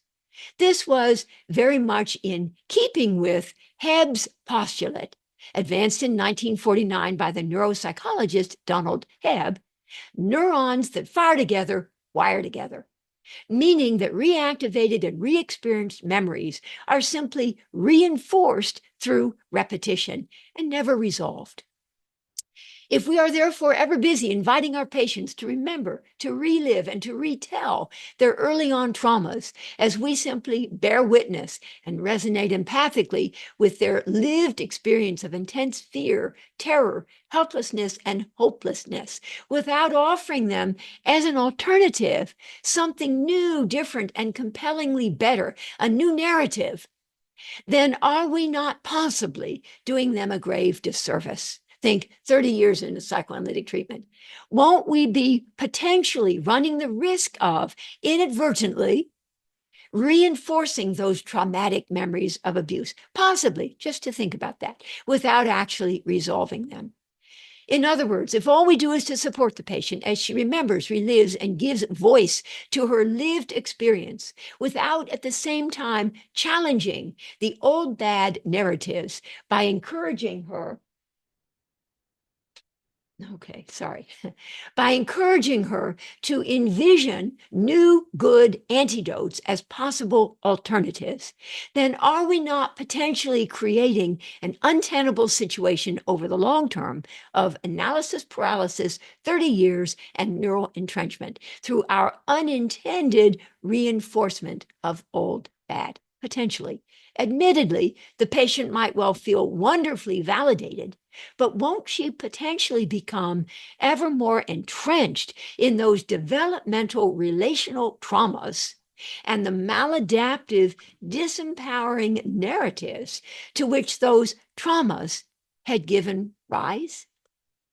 Fortunately, over the course of the past several decades, a dedicated group of trailblazing cognitive neuroscientists, dissatisfied with the deterministic idea that memories, like diamonds, are forever, have been using advanced neuroimaging techniques, including functional MRIs, scanning microscopy, and optogenetics, to map out what happens in the brain when a thought is being thought, a feeling felt, and a memory remembered in an embodied, lived fashion. Their focus has been on how old memories, especially implicitly held traumatic memories, consolidated in long-term memory and distributed in networks throughout the corticolimbic system, implicit relational knowing, Carla Neinsruth and others, can be subsequently updated and reconsolidated. Indeed, cognitive researchers are discovering that the brain, in response to ongoing new experience and information, is continuously adapting by modifying itself at the level of the neural synapse in order to stay current and relevant.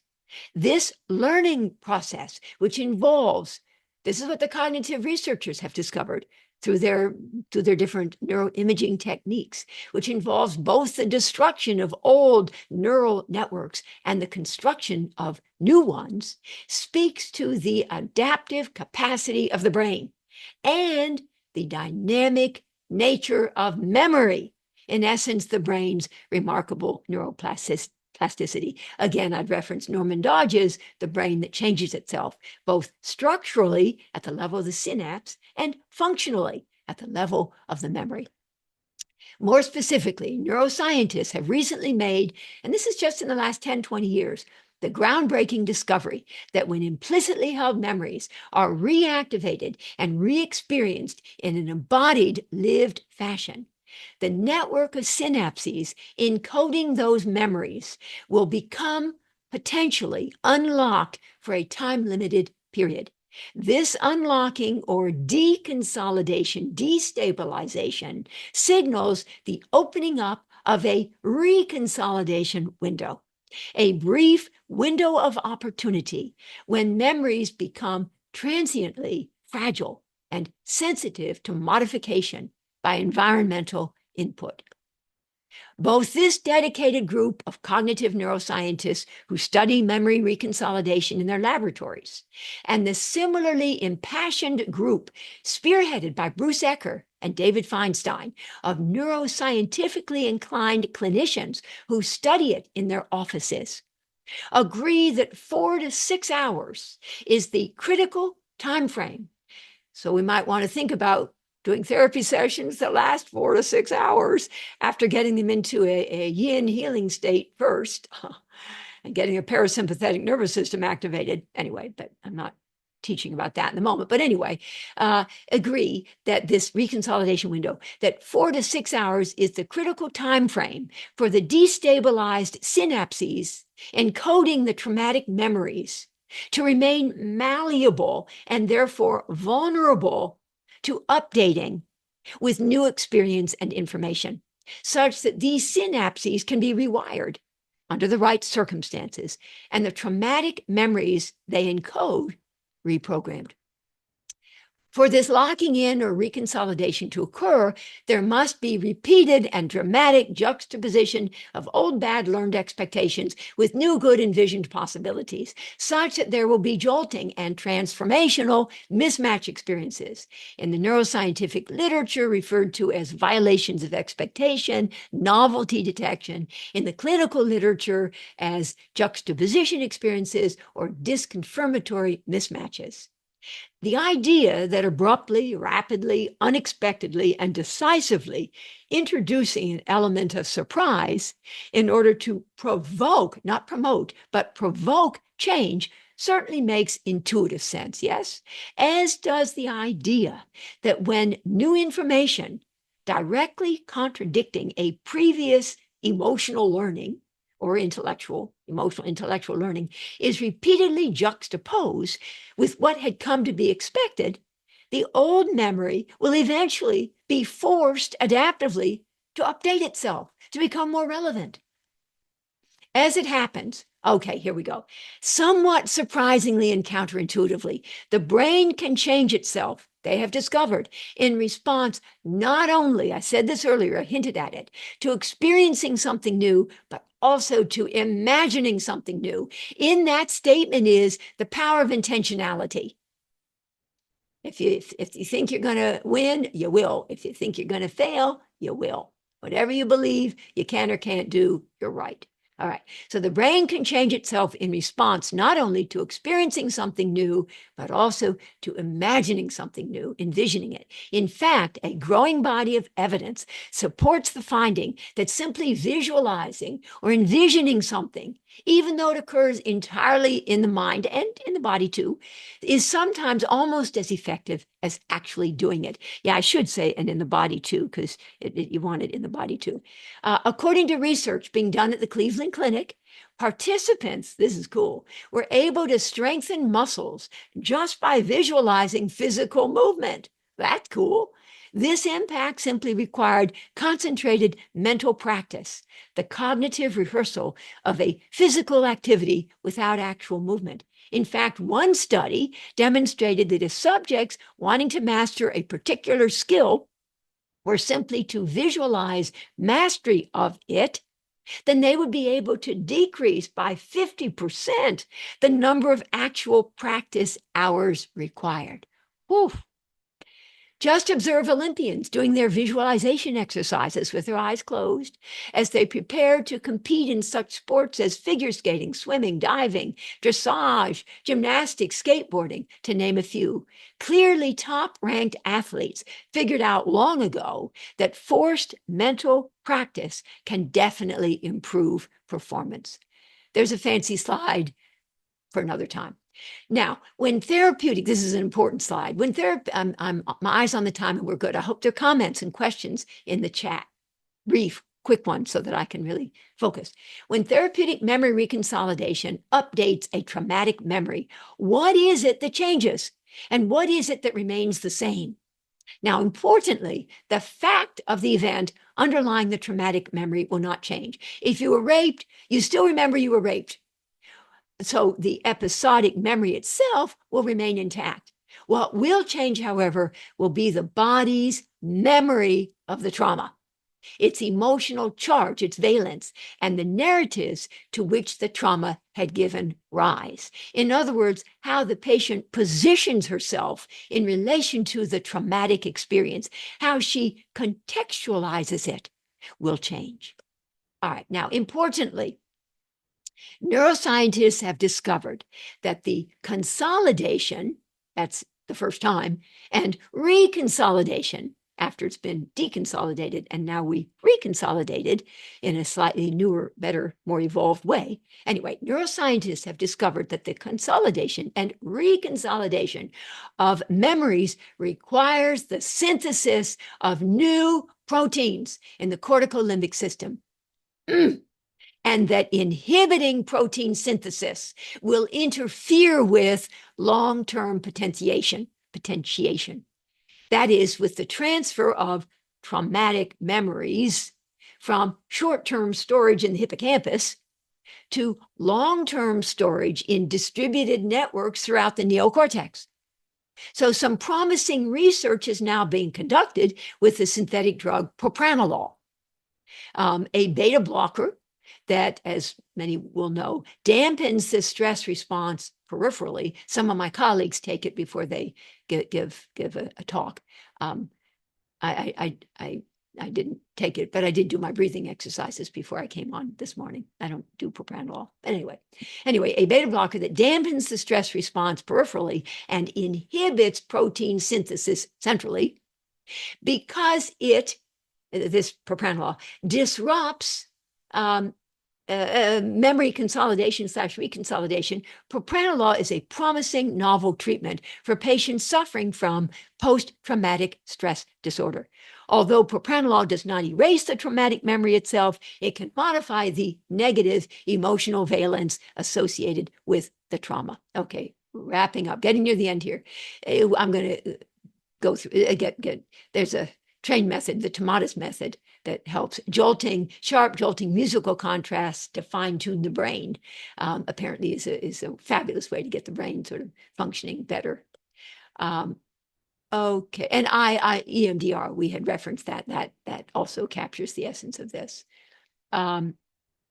Okay, so yeah, whether juxtaposing old bad with new good, past with present and future, outdated and disempowering with updated and empowering, defensive rigidity with adaptive resilience, I'm almost done, traumatic memories with healing potential, emotional truth, knowledge with analytic wisdom, so right brain versus left brain, embodied or body versus brain, embodied somatic awareness with cognitive mental awareness, body consciousness with brain consciousness, innate wisdom of the body with acquired wisdom of the body. They work together, they work in concert. But ultimately, by juxtaposing them dramatically, generation of growth incentivizing mismatch experiences will result, the working through of which will provide impetus and opportunity for evolving the patient from a dysregulated trauma response to a regulated state of safety, stabilization, and integration. Body consciousness, I love this slide. I created it, works in concert with brain consciousness. And by the way, parenthetically, cross-lateral movements that involve crossing the midline of the body with an arm and or a leg help to balance the body, thereby strengthening collaboration between both sides of the brain, kind of strengthens the corpus callosum, that band of fibers that connects the two sides of the brain.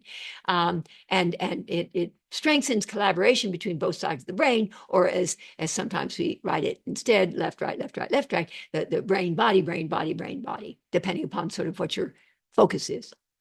And juggling. I'd read that juggling helps to improve the brain. So I've been trying to juggle, but I throw the balls. I practically broke my TV throwing the balls around because they're a little hard. I'm not very good at it. Okay, here we go. Yeah, those are some more quantum disentanglement statements. Okay, in conclusion, I hope you have your comments. In conclusion, both simple and profound is the compelling idea that therapeutic modalities that have deep and enduring psychodynamic change as their ultimate goal have the power to reconfigure the past and thereby to transform the future. As outdated and conditioned reaction evolves into updated and corrected response, and rigidity advances to resilience. In essence, the working through process is a story about reshaping the past to make new futures possible. In the strange and counterintuitive world of quantum physics, this riveting idea, namely that the present has the power to rewrite the past and thereby to change the future, is referred to as retrocausation. Who knew that that's what we do in our work? Nobody gets to live life backward. Look ahead. That is where your future lies. That's from Ann Landers, the gossip columnist. Anyway, Ann Landers. She had that right. And let me see. Thank you. And let me just say, please, I want to say, so I do offer, please, that some of you might know about, but anyway, I offer an entirely free 90-minute weekly spot supervision Zoom session. It's both live and recorded for later viewing on my private YouTube channel. And it's Thursdays, so it's going to be in an hour and a half, Thursdays at 12 noon Eastern time until 1:30 Eastern time. But it's both live and recorded for later viewing. And it's entirely free, and you can listen to any or all or do whatever you want. It's just, for me, an opportunity to demonstrate how the Stark method of psychodynamic synergy can be translated into real-world clinical practice. I would love to have you join if you're interested. If so, you would want to please email me at Martha Stark MD, no space, but I just did that, at Synergy Med. Remember that $35 Shutterstock slide, Synergy Med.Solutions. That's the extension. And I believe, some references, and I'm going to stop screen sharing. Okay, now, good, I get to see you guys. Oh, here you are. Oh, good. Oh, good. Oh, good. All right. So questions I get, I will, if I can do this, if you're okay with this, I want to take a look. Can I see this? I'll do this. Manure has a long one. I'm going to come back to that in a second because I see it's a long one. Umer's therapy from Cambridge. When you say patients who are, yes, yeah, unwilling isn't willingness. Yeah, you did that. A pre-request for impact. Yes, well put. Thank you. I think you were satisfied with my answer. Oh, I can't unmute. Okay, right.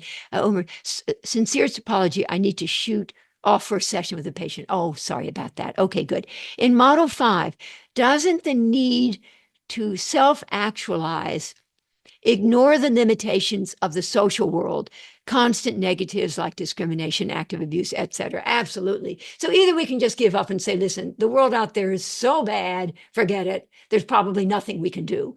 But I believe that at least, no matter how difficult it might be, if you lose your house to a hurricane or to a fire, or if you don't have your legs anymore, if you have a terrible ongoing situation, we do the best we can to advance from rigidity to more resilience, from a rigid defensive reaction, which impedes growth, to a more flexible, more adaptive response, more resilience, more flexibility that at least enables us to go a little bit more with the flow. So again, this is not about you go from you're not healthy to you are.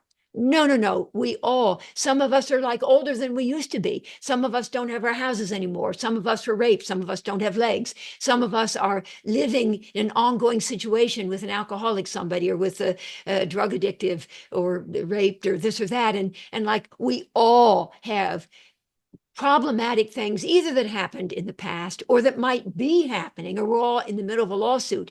There are all of these things going on, but it's how we position ourselves. It's about, I mean, as ACT said, it's about going from defensive rigidity, oh no, and retreating, and or getting sick all the time, or getting the headache, or retreating, or being depressed, or being anxious, all of which are kind of, when it's just too much to process, integrate, and adapt to a more empowered and, God damn it, I'm going to do what I can do then, and perhaps build it back even better than it had been before. Our house in Clearwater Beach, it's going to be more hurricane resistant this time, and we're going to put in stuff that we didn't have the first time. We're going to make it even better than before, stronger at the broken places. So no, please understand, this is not about sort of like, it's all good, but get rid of all bad. No, no, no, no. It's how we position ourselves in relation to it. We hope with more resilience and capacity to adapt than need to defend and rigidity. I hope that sort of, Urfa, answers that a little bit. I hope so. I wonder if I'll get a nod from Urfa. I just see the image there. All right, now, Ziza, how do you challenge the patient and encourage change without making them feel inadequate if they are unable to overcome the inertia? Yeah, you're going to be challenging at the point where they are pretty stuck, to not make the patient feel they are failing themselves as well as the therapist under pressure to transform. So these are patients who say, listen, I know that I'm failing myself. I hate myself for what I do. I feel ashamed of my eating cycle and so on. And we together in Model 5, together, we talk about what they and I together, co-created together. What are we thinking? Because models 1, 2, 3, 4 haven't quite done it. So what are we thinking actually is where we want to go at this point. They say, I've got to be able to get a handle on my eating disorder. Or I know I was sexually abused early on, and I still, that impacts all of my relationship in the here and now. I've got to be able to figure out. If they're not saying that, then we're not going to do model 5. We're still working on helping them to understand and to become more aware, to become a little more accepting after doing grieving, to become a little more accountable for what they're playing out on the stage of their lives that's getting them in trouble, to become more accessible and more available, so that we can access them and we can work with them, so they're not just disembodied and dissociated. So yeah, I mean, we've got our hands full. I work with patients who have been in previous multiple failed therapies. Believe me, there are all sorts of things that they do not want to be doing. They're not able to do. They're not this or that. We work with what we've got, and we see if we can budge the needle a little bit. And as my patient had said, you're the kind of person who would kick the crutches out from underneath the cripple. Thank you. And again, what I want to say, I love Sania. And again, I know sometimes we think like, oh my God. I mean, with some of my patients who know me well, and I have a really solid therapeutic alliance, narcissistic alliance, as it's sometimes called, I will say to them, my God, I'm trying to shame you. And they say, yeah, I know, but I'm still so invested in this that I'm doing. And I'll be in their face. Or one patient will say, I want you to get in my face about this, because we've worked together, and they're frustrated, like, God damn it. They still can't get their tax stuff in, or they still are so obsessed with that thing that happened 30 years ago, and they just can't let it go. And they say, my God, I got to let it go. So Model 5 is co-created. We work together. When they just say, enough already, I can't stand this, I've got to get a handle on it. Please help me. And then we envision, own, commit. Envision, own, commit. And if it gets too much, then we go back, models 1, 2, 3, 4. Good. We're getting a nod there. Yes, from Fiza. Okay, good. Thank you. Okay, good. We got a like from Meryl. Okay, and Fiza. By simply repeating the exercise, just repetition. Yes. The back, just as EMDR, left, right, left, right, left, right, left, right, and REM sleep. And I often, what I'll do sometimes is, before I go to bed at night, and I like to watch TV a little bit, especially now that my dear sweet Gunner is down in Clearwater Beach, and I watch TV a little bit just to kind of comfort myself. And but I will think about some thorny theoretical issue that I'm struggling with. I'm trying to figure it out, and then I go to sleep, and I have my little, I don't have it on now, but my Oura ring, and it tells me how much REM sleep and how much deep sleep I'm getting, and I am busy then coming up with the answer as I sleep. And sometimes in the morning, upon awakening, I pop out of bed. It's like, oh my God, I think I have an answer. So I've evolved from stuck, I can't, no, to somehow back and forth, back and forth, back and forth. I now have a little more clarity, a little more resilience, so I can do a little more thinking about it. So there you go. Repetition, yes. Repetition of the old, bad, new, good, old, bad, creating of the disconfirmatory mismatch experiences that are optimally stressful, where I define optimal stress as being just the right balance between old, bad, and new, good, old, bad, new, good. It's really fun to do. And after a while, patients do it. Now, I'm going to tell you one of my Model 1 conflict statements. My Model 1 conflict statement would go, they start with because it's a little more cognitive, it privileges cognitive. That you could ask your parents for the money to support your ongoing psychotherapy. Now, do they know that? Yeah. And the parent has told them that many times. And I know because they went and told me. But no, I need to stop treatment, because, I don't have the money. All right. So I say, that you could, of course, choose to take your parents up on their generous offer to finance your treatment, but so that's their adaptive capacity. It's a little anxiety provoking. That's okay. Anxiety provoking challenge. There you have it. You know that you could, and you name something that the healthier part of them does know, but now I'm going to resonate empathically because I know them so well. I've come to know them because I listen well with their defensive need to protest no. But you find yourself thinking, no, I don't want to go there. If they were to lend it to me or give it to me, too many ties, too many strings. They never just give something unconditionally. There would be some kind of string attached, and there are already too many of those, and I'm trying to disentangle myself from them. So you have named both their adaptive capacity to know a more healthy something, which is they really do need to be staying in treatment, and the parent really would pay for it, and we can work on whatever the strings might be. But we're coupling that with the old bad in this case. So that was new good, and the old bad defensive need to protest. Oh no, but I can't because there are too many strings already, and I don't want to have to go there. So no. So all of my interventions, you don't know it yet, but all of my interventions in models 1 to 5 are repetitively back and forth, defensive need or adaptive capacity. It doesn't matter which one comes first. Defensive need, adaptive capacity, old bad, new good, disempowered, more empowering, in order to evolve the patient from outdated to a little more updated. So they may still be living in the circumstances that are just heinous, and they may still be struggling in all sorts of ways. They're in the middle of a lawsuit. Their house hasn't been rebuilt. They're in a bad relationship with somebody. The kids are drug addicts. The parents are drug addicts, whatever. But how we handle the myriad stressors to which we're being continuously exposed day in and day out, that's what this year's theory is theoretically supposed to be all about. Now I'm going to go back to, let's see, Miral. Wait, I have that in Ufra. It did. Thank you. All right, Miral. And then I'm going to go back to that first one at the beginning from Manur, which I think is a longer one. Okay, Miral, can you please say more? Oh, yes, thank you. About the idea that the therapist leads and the patient follows. My understanding of working with trauma is having the client lead while empowering them to get to where they want to go. How would you say this approach is different? Yes, that is different. So for me, models 1 to 4 about patient leads, we follow. And they will indeed talk about their trauma, we follow. And a la Judy Herman, we are listening and witnessing. We're bearing witness to the pain as they relive it and the trauma and the horror of it. And that's what we do. We lend our empathic, attuned presence. So absolutely, patient starts to talk about it. They lead when they're ready. That was my training. That's what I did for years. Yep, they lead, we follow. But then I get it. So these short-term intensive folks who are actually even willing to have their sessions videotaped.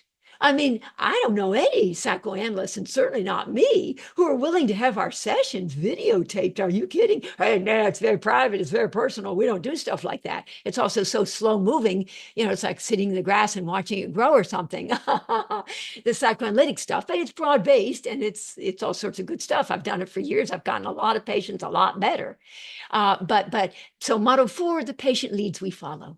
In model 5, well, it's together we do it. The patient will signal signal in some way, my God, already, I want to get a handle on this. Or we're saying like, my God, enough already. Do you think maybe we need to? So then we sort of shift to model 5.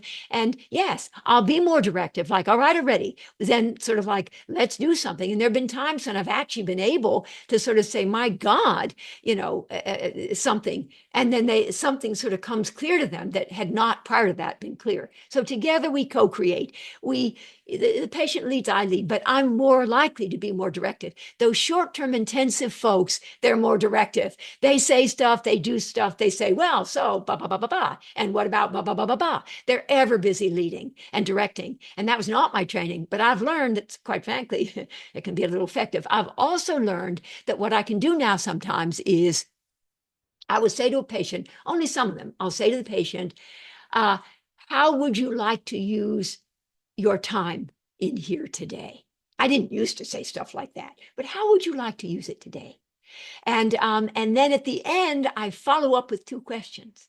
I go, do you feel that you used your time in the way that you would have wanted to? Not in the way that you wanted to, in the way that you would, under the best of all possible circumstances, have wanted to. So in the beginning, how would you want to use your time in here today? Maybe how do you want it, but how would you want to use your time in here today? Either one would work. And at the end, do you feel that you used it in the way that you would have wanted to? And then I will say, what are your takeaways? I don't always do that. I don't do that with everybody. With many people, it doesn't even begin to be necessary. But with some of them, to sort of facilitate and hasten things along, I kind of got that a little bit from, I went with the very dear Patricia Coughlin to Poland to a conference there on short-term intensive work. This was some years ago, and I was flattered to be invited. And I was sort of thinking, why don't we really do short-term intensive work? And then I remembered something like, oh my God, I do a lot of, I've done this for decades, consultations on patients that can be on, they're in treatment with somebody else, say, and the patient is sent my way, so I do a consultation. And it can last 1 session, 3 sessions, 5 sessions, or 10 sessions. And that's short-term intensive work. Do I get something done? Actually, yes, I do. And, am I rather directive? Well, yeah, I am. And do I get something done? Yes, I do.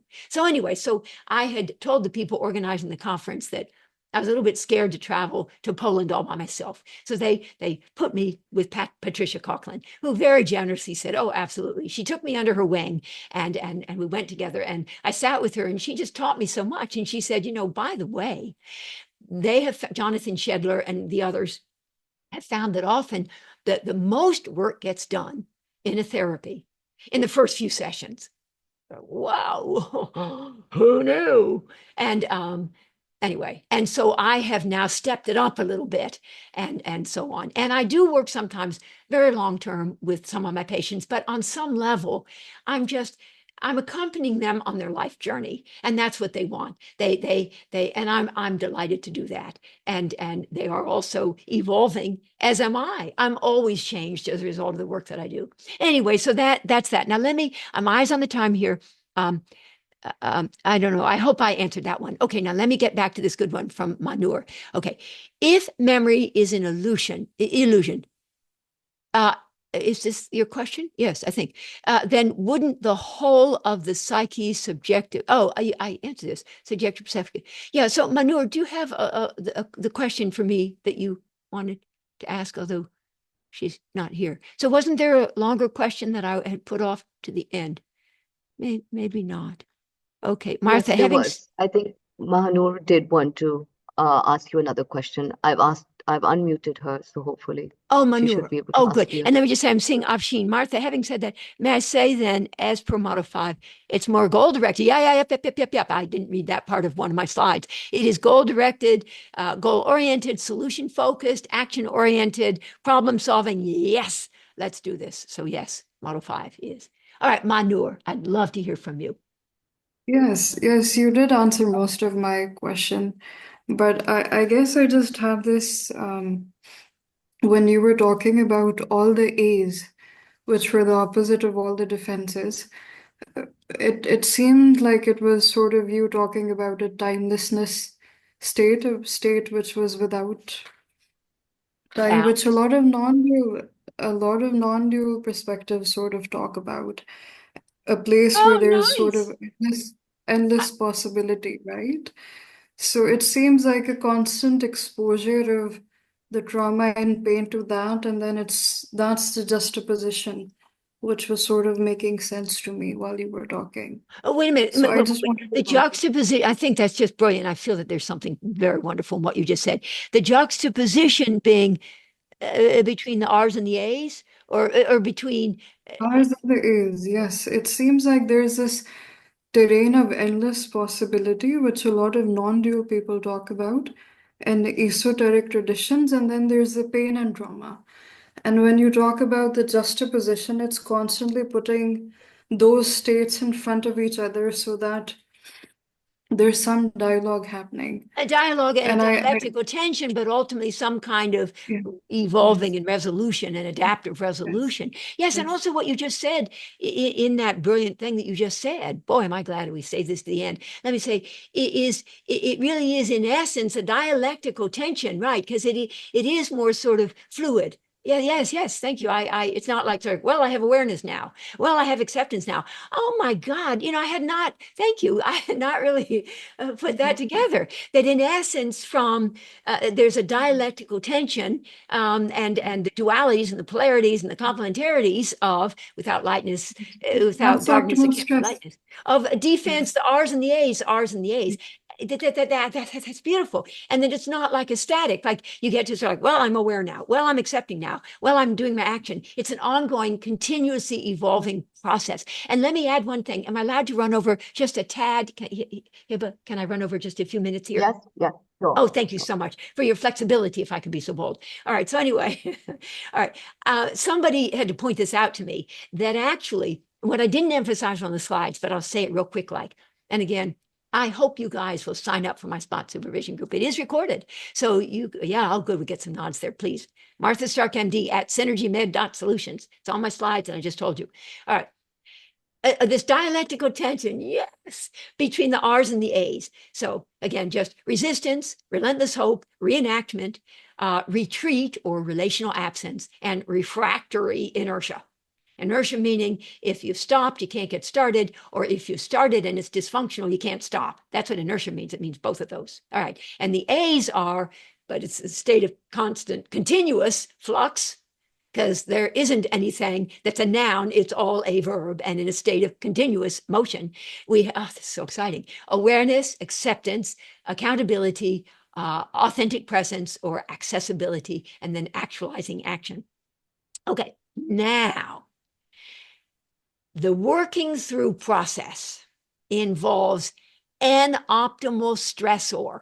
In each of these 5 models, again, simplifying a little bit, but for the sake of sort of being able to kind of have it in your head. In model 1, the optimal stressor in this cognitive approach, interpretive perspective, it privileges the interpretive perspective, interpretation, cognitive. The optimal stressor that is the thing that needs to be worked through is cognitive, and the word starts with a D. Does anybody know what that word would be? In model 1, cognitive, and that's at the heart of the therapeutic action. Cognitive, cognitive Dissonance, what? dissonance. Yes, Hiba. Yes. Cognitive dissonance. They're like, oh, yes. Oh, right. Yeah. We know about that in CBT and other things. Well, yeah, okay. Cognitive dissonance. Again, if you want to capture it, okay. But I'm not done yet. In model 2, what is the thing that ultimately the heart of the therapeutic action to get them from the fluid or relentless hope, relentless pursuit of the unattainable to this fluid acceptance that it was what it was and is what it is? By working through, one way to put it is positive transference disrupted. I could say that. But I want to be fancier than that. I could say optimal disillusionment, which is what psychology says. But since model 2 is an affective approach, I'm going to call it affective disillusionment. Now, I want you to notice that the first word speaks to what this category privileges, and the second word starts with a D. So cognitive dissonance, model 1. Affective disillusionment, model 2. Model 3, which is from the reenactment, compulsive and unwitting reenactment of unmastered early on relational traumas, both presence of bad and absence of good on the stage of the life and in the treatment.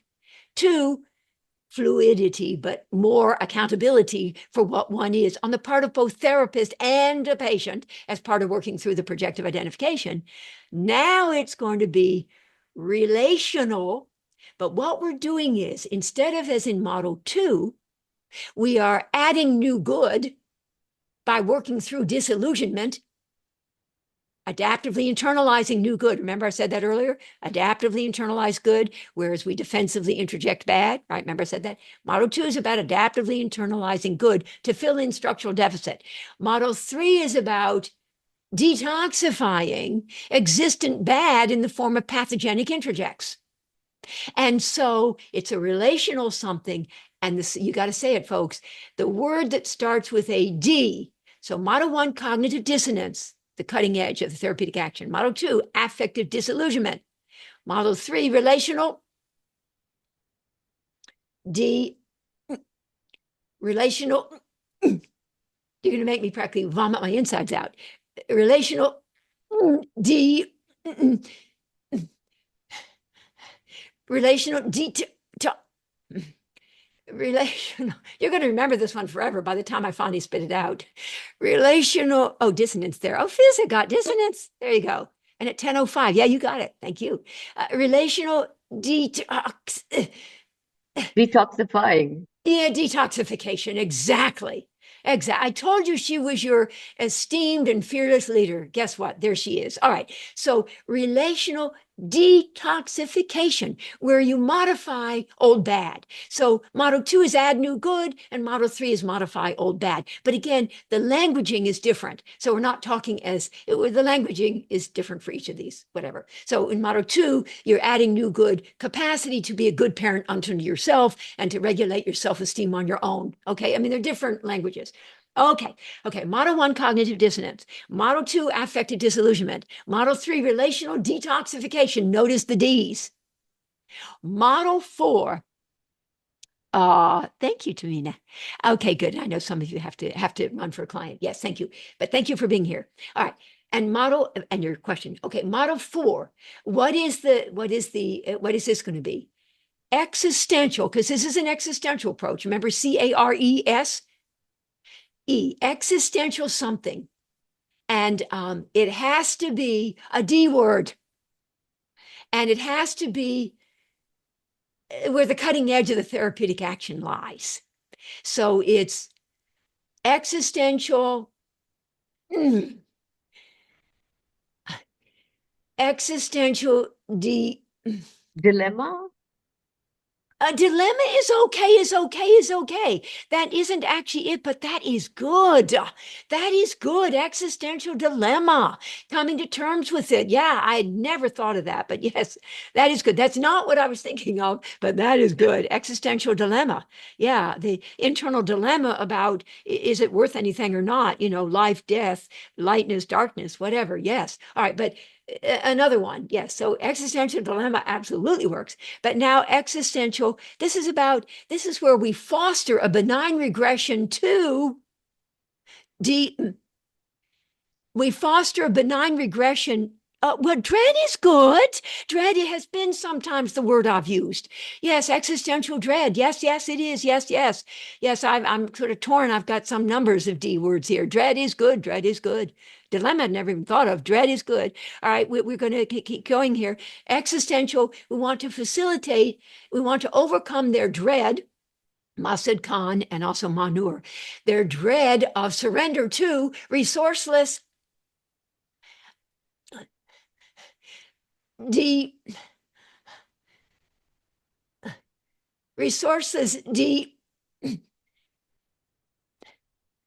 dependence, folks. Dependence. That's like pulling teeth on that one, but all right. So overcoming their dread of resources dependence. But now you're going to remember this, right? Because I'm giving you the visual along with it.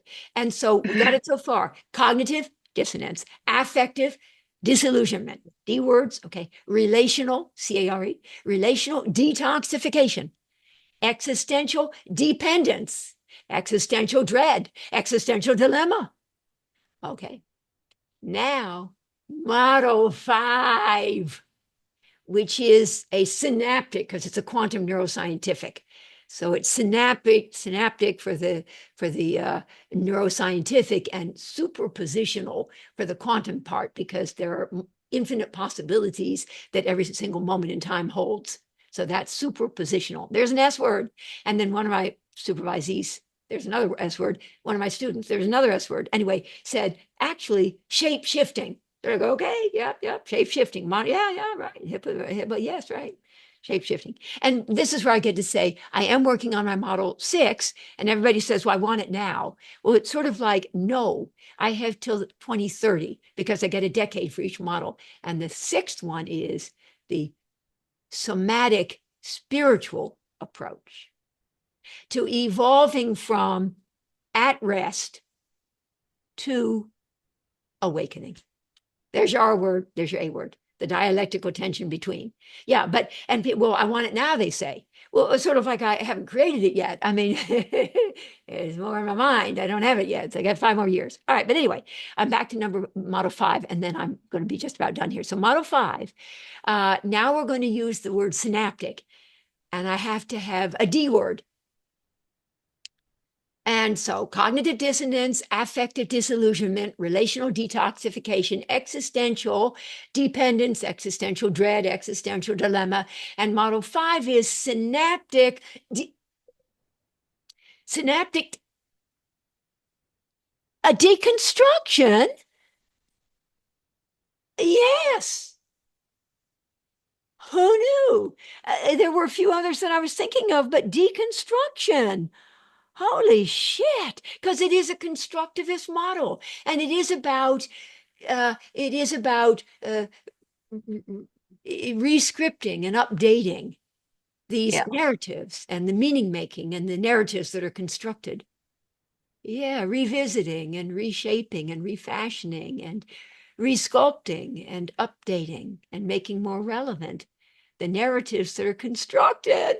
So it is a synaptic deconstruction and synaptic deconsolidation then. Okay. I should listen to myself with therapeutic memory reconsolidation. All right, well, it's even something more. And it's a word, but yes, all of those. And it's a word that I've been using all over the place. And I even put it into the prototypical Model 5 statement. So it's synaptic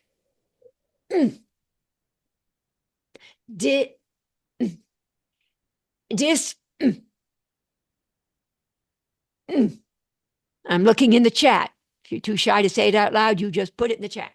Synaptic all of those statements, they're a story about quantum. I'm getting a heart attack practically doing this. Let's see. Synaptic the next letter is an E. Entanglement. Thank you, Manur. Oh my God, before I have a heart attack here. Disentanglement. So thank you so much. So model 5 about synaptic deconstruction, synaptic deconsolidation, synaptic disentanglement, synaptic decoupling, but get it? Disentanglement from the toxicity of the past. So you can free up the synapses to be sort of, to be locked in, reconsolidated so that they can encode more forward thinking and more evolved and more uplifting and more reality-based narratives going forward. All right, now my final sentence, and then I am done. My final sentence is, just as you have so beautifully helped me to understand this dialectical tension, listen, Manur, you better sign up for my spot supervision group. That's a threat. All right, but anyway, this, and others of you too, by the way, these good smiles I've seen all, and Miral too, and Fizza, and so on, and you others who are a little more quiet, but Orpha, yes, and so on. Sign up, please. All right, but anyway, so what I'm trying to get to is this dialectical tension between the R's and the A's, but the heart of the therapeutic action being working through the D's. And I didn't get this, but my student says, say, oh my God, the START method is really rad, RAD. Resistant defenses, adaptations, and optimal stressors. Your system, Martha, is rad. That's the word, right? Cool. It's maybe old-fashioned word, but it works. I'll take it.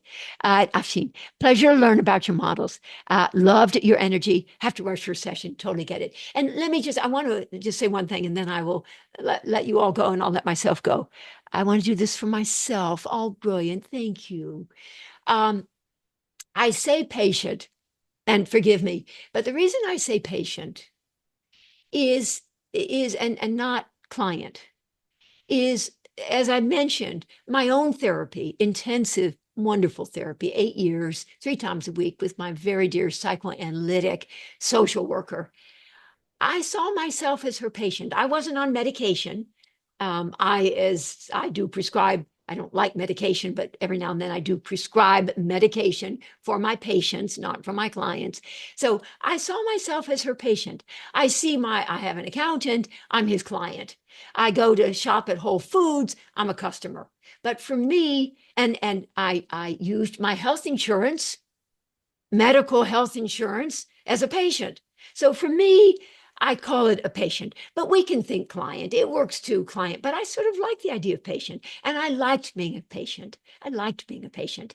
And I guess I like being a client of my accountant, although he's kind of a tight ass. And I like shopping at Whole Foods. I'm a customer. But anyway, so that's why I say patient. And thank you for bearing with me in that. And then therapist, I say. All right, well, let me just say, I love you guys. I love you guys. I knew I would because I already loved Hiba. I already loved her. She was just amazing. And a lot of people got back to me when I'd said, I can offer this here kind of training session and this and that. And quite frankly, she's the one I chose first. She's the one I chose first. And I feel so glad that I did. And that smile and you all and your smiles. Oh, thank you, thank you. And then that I get to see you all in person here is just very, very, very special for me. So this has been recorded. I'm going to be putting it on my YouTube channel or on my website, or I'll put it somewhere, but also Hiba will have it for you. And other people who weren't able to be here can listen. It's all good. It's my pleasure.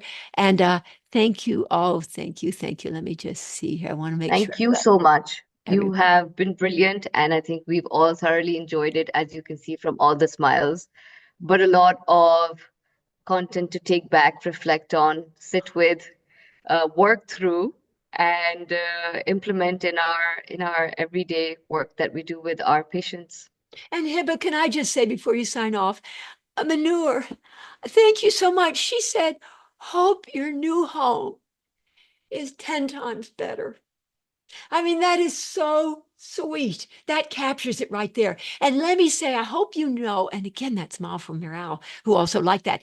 Let me say, I don't just say stronger at the broken places. I, along with all of us, have dealt with over the course of our decades many experiences that were just so traumatizing and devastating, and deaths and losses. And I mean, like, nobody gets off scot-free. We all do. But the point is for us to to stand up taller, and stronger for the effort of having survived and become ever more resilient, and so on. And then, of course, at the end we die anyway. There is that. But we don't really have to be thinking about that in the moment, because none of us here is dying.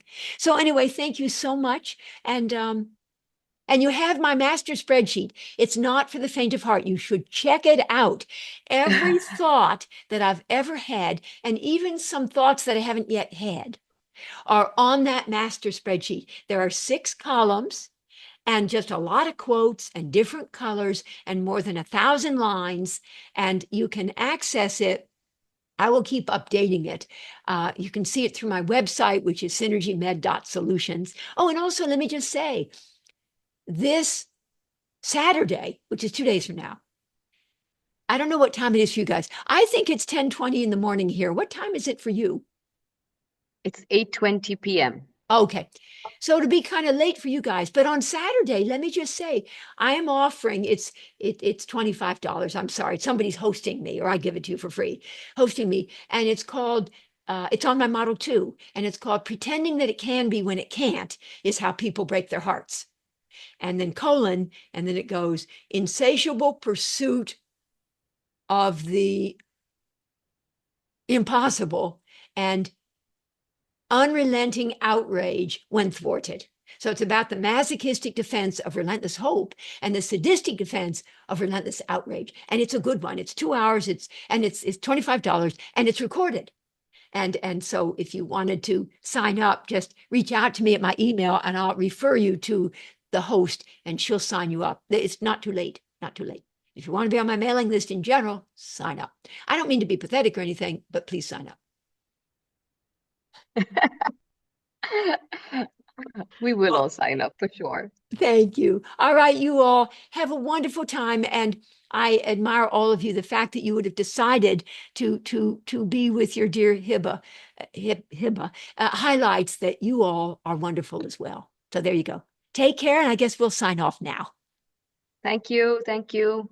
Bye bye. Bye Bye bye. bye.